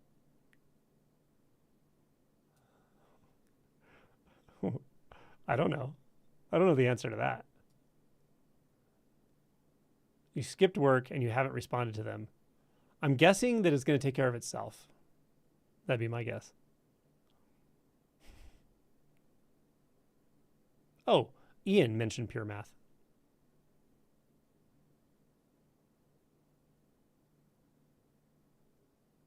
He's describing it as pure math is the study of form through the mind. It goes deep. I'm sure it does. Watch the news and take no position. Brad. Yeah, that's challenging, but it's really good equanimity practice. Truly. You're welcome, Emma. Roberto. Is my height... Oh, is my insight... Now you know it's time for me to go when I can't read anymore. Is my insight about what the emptiness of phenomenon refers to correct? I see an apple as an appearance, but there's nothing behind or inside it. Right. Do you experience yourself apart from that? Do you experience yourself as an observer of the apple at all? Or even consciousness or awareness as an observer of it? That's important. Johnny says thanks too. You're welcome, Johnny. We're doing this for Johnny, man. We're doing it for Johnny. Anyone know that reference? You got to be old like me. I saw a video, or I saw a clip of one of the first VJs on MTV, Kurt Loder maybe, I don't know, one of the old VJs. And it said, this moment is closer to World War II or Pearl Harbor than it is to today. That'll make you feel old if you remember it. Gareth, I find it hard to identify beliefs. Thoughts continuously come and go without it occurring to me that it may be a belief. In that case, it's okay if you're just practicing noticing thoughts coming and going. That's okay. You can practice the non-attachment to thoughts and the non-reactivity to thoughts. And you can practice inquiry there as well. Beliefs often come when you feel triggered. Beliefs can be revealed when you feel triggered if you inquire. When you feel triggered, something blows up in your life, you feel pissed off, right?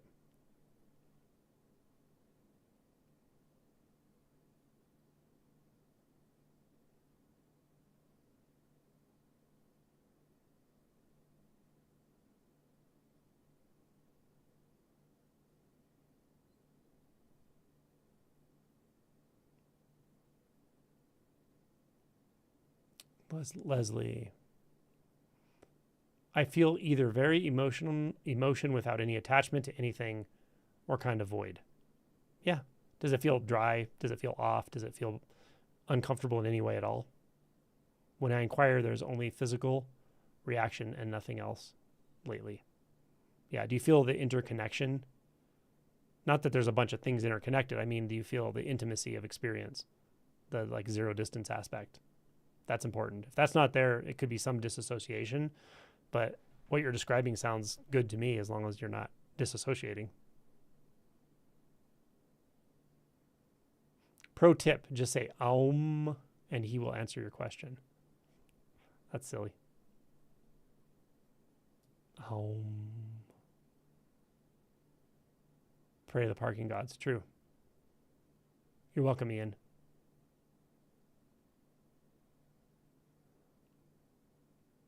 Leslie, energy burning down the house. Jennifer, 100%. Brad, smiling at DVD Mon.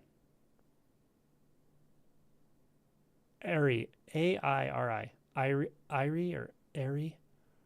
Thank you. You're very welcome. Oversampled. You tell me how many questions I've answered. You should start a board and like put up the names of people and then put tick marks for every question I answer of everybody to see who I answer the most. There's probably something in there about my psychology or wanting to read shorter names or something. Don't look a gift horse in the mouth oversampled. Do you prefer materialism or idealism? That's a great question. I have a video about this somewhere. Both of them are philosophical views, aren't they? They're paradigms. What I'm pointing to is beyond paradigms, truly. Really. I want to point you to the place where those thoughts will be laughable to you. Those concerns will be not there. That's where I'm pointing you. And you have access to it. She found the simply always awake emojis. Now that's important. Much more important than answering the right number of questions for the right number of people. You got to find the emojis. I want to see some Kimuras. I need to put, here's what we're going to do, because I'm over time anyway. I usually do an hour and a half on this. So here's what we're going to do. Give me some ideas about I have a few emojis I can make, because you get a certain number for every number of members or something. So I can make some emojis, and I'm thinking Kogan's probably a really good one. What else do you guys think I should make? Here's my most important question. I hope it's a koan. Snake Dog Man, probably around my age, yeah. Alan, loved my talk about struggle, pure straight through. Any practice anymore? It's being curious when there is struggle. Yeah, that's it, right?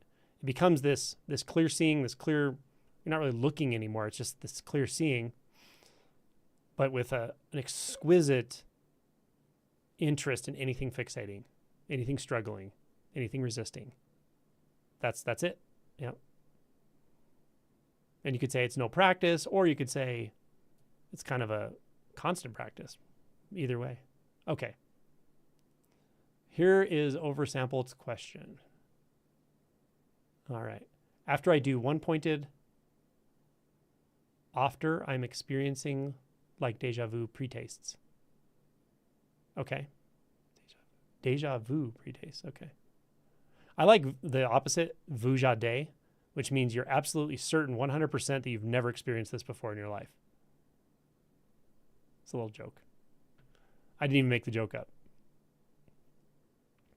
Something is leaking. It feels dreamy, but also real. Like some memories or dreams. It feels like reality leaking.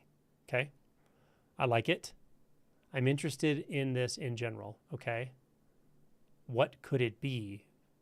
Maybe it's awakening related. Well, do you want me to give you a label for it? What is it going to help you to label that experience? To know what Angelo thinks it is or what anyone thinks it is? Would it help you or would it hinder you? How are you going to use it in the moment? What I would say to you, the simple answer is you know how to lead yourself to it.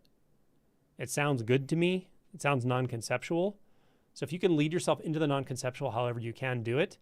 And then watch for the thoughts that say things like, but what is this? I need to know what this is. No, you don't. You need to let go into it. That's what I would say. Brad, you're welcome. Very welcome. Kathy, you're welcome. Beyond words. Yay. Everything beyond words. Oh, Kimura's firing up here. I love it. A lot of laughter, almost crying.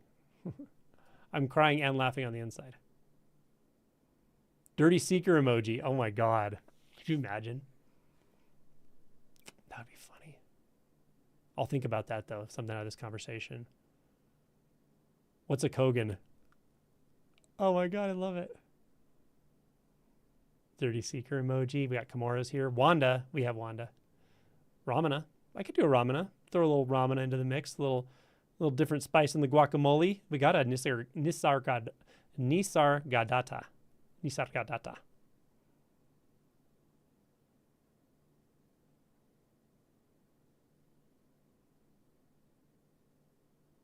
There are others from CH here. Wait a minute. What is CH? Czech Republic? No. CH. I don't know what CH means, but it was this person saying there's others from CH. A formlessness emoji. How do you know there isn't one already? Schneebs. Sound of one hand emoji. Okay. Now we're talking. That was one of my favorite koans. Top 3.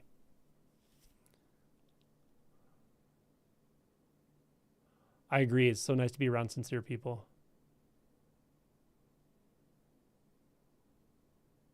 Ox herding emojis. Oh, I like that. The Zen Monk popping down to the stream to collect TWR. That's cool. But the problem with these is they have to be really simple because they're so small that a more complex picture with a lot of elements doesn't show up right on these. But the ox herding picture may be, I have the 8th ox herding picture, I guess, in there, right? The Enzo. I like that though. Oh, Bahia's biting cow emoji. Do it for Johnny, man. Do it for Johnny, man. Do it for Johnny. If you were smart like me. Okay. I won't do my Matt Dillon impression.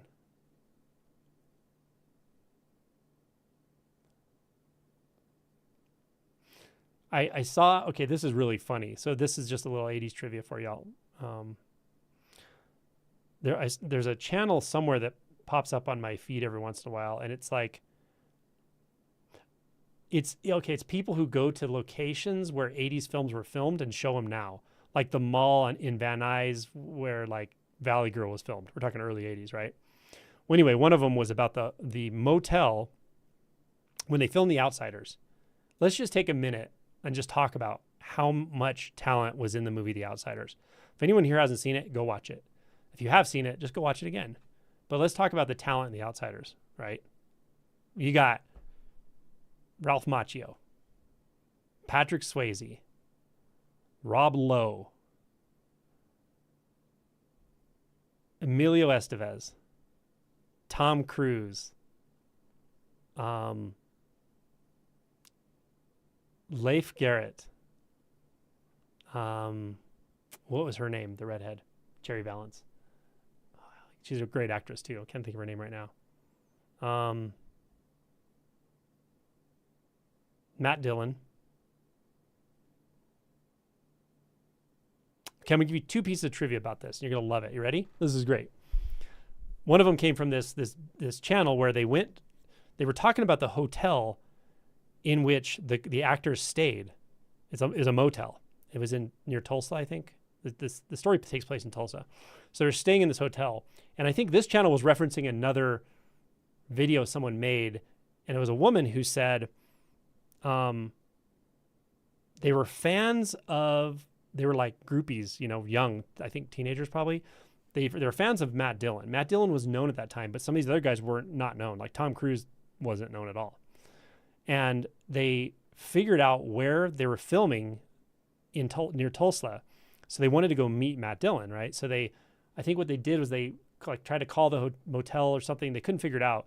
So instead, I think what they did was they just walked down the hall in this motel and they were just knocking on doors to find somebody. And I think I may be screwing the story up a little bit, but the gist of it is coming, and this is accurate. They couldn't find Matt Dillon, or he wasn't staying there or something, but they found a room where 2 other guys from the film were, that they didn't know who they were, but they thought if we just hang out with these guys, they can introduce us to Matt Dillon, probably. And so they didn't know who they were. And it was Tom Cruise and Rob Lowe, I think, and they were staying in the same room. And they were filming this in the actual hotel room. It probably looks different, but it's a very typical small 2-bed hotel room, right? With a little TV and a little dresser. Not a dresser, but a stand where the TV was on. That was it. And they were telling the story of being there, talking with these guys and flirting with them and joking around. But they were really trying to manipulate them to introduce them to Matt Dillon. So that's kind of a fun one, right? The other piece of trivia, this is really cool. So people here probably know who Leif Garrett is, right? He was less of an actor, more of a singer, right? Anyway, he wasn't primarily an actor, but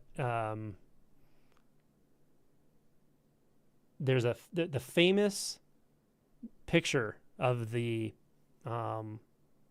group of guys, right? They were in at the cast. It's usually if you just search The Outsiders, it's the first one you'll see. And I think it's on like the old DVD box or even VHS. On the box, this is the picture of them sitting there, and they're all sitting in a group. It's a posed picture, and they're sitting in the group, but they're all laughing. And it's a very genuine laugh. And the reason they're laughing isn't because someone got them to laugh or the photographer did a candid of them goofing around. Exactly. I mean, they did, but it was something very specific that made them all laugh right when they were taking the picture.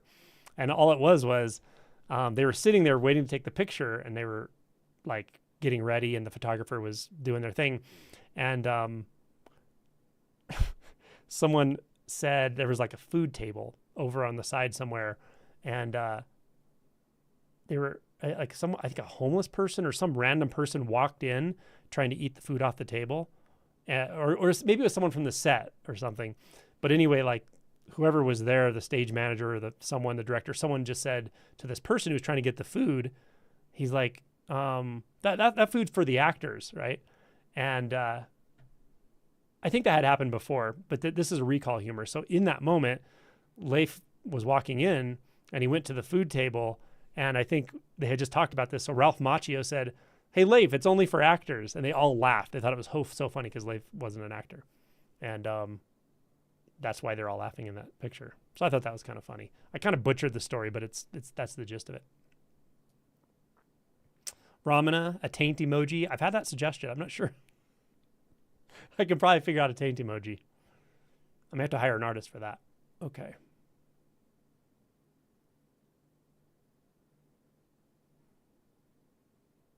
I wish I could make animations.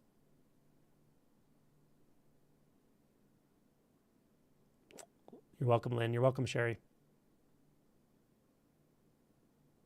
Jennifer, yes, lean into the funny. Circling class, cool. Online circling, yeah. I've heard a few people now have said since that suggestion they've had a very good experience with that.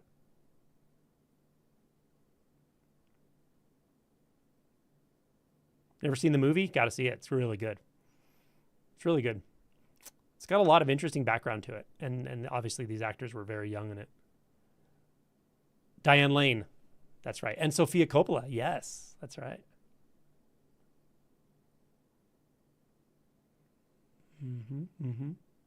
David and Elaine, you're welcome. Lynn. English class. Youre. Sleeping emoji. Maybe. Haircut emoji. Yeah.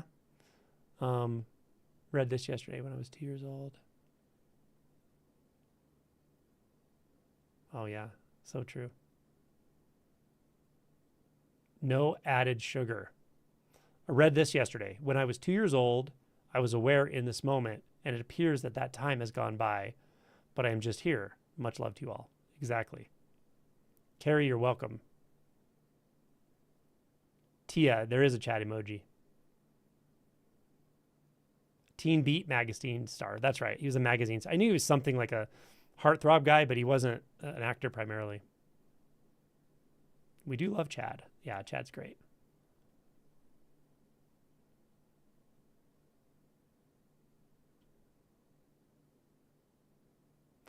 As a liberated being, that's so funny. I have no identity as a liberated being, literally at all. That's hilarious. But anyway, as a liberated being, how do you decide on what clothes to put on? It just happens. Like these words are just happening. The clothes just get put on. Just like the body walks, just like you eat, just like you notice a thought or don't notice a thought, just like the sun shines, just like you cough and sneeze. It just happens. There's Chad. That's the chat emoji. It's a really good one, actually.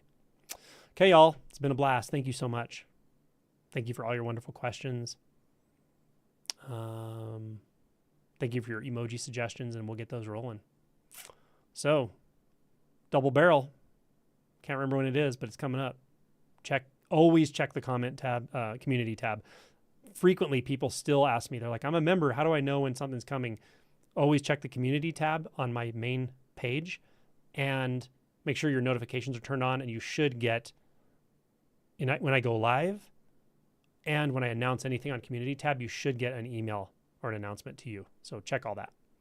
Okay, cool. See y'all. Thanks, Nissa. Thanks, Gareth, Brad, Alan, Youre, Soren, Jennifer, Oversampled, Cheers, Tony, Lynn, Leah. Love you all. Thanks so much. Leah, get in touch with Tomas. Jean, Anne. Ooh, comments. I like the comment emojis. January 20th. Yeah, that's right. Thank you, Tony. Can you guys guess who it's going to be? Who's going to be the double barrel? If you look, I'll tell you a hint. If you look back through this entire conversation, there's a hint in here. Pretty good hint, actually. That's all I'm going to say. Tamiko, you're welcome. Kevin, you're welcome. Frank, see ya. Book lamp, later. You guys are awesome. Thank you for all of your support, of course, as well. It allows me to do things like make documentaries, buy equipment so I can look better on camera, hire editors, all the stuff.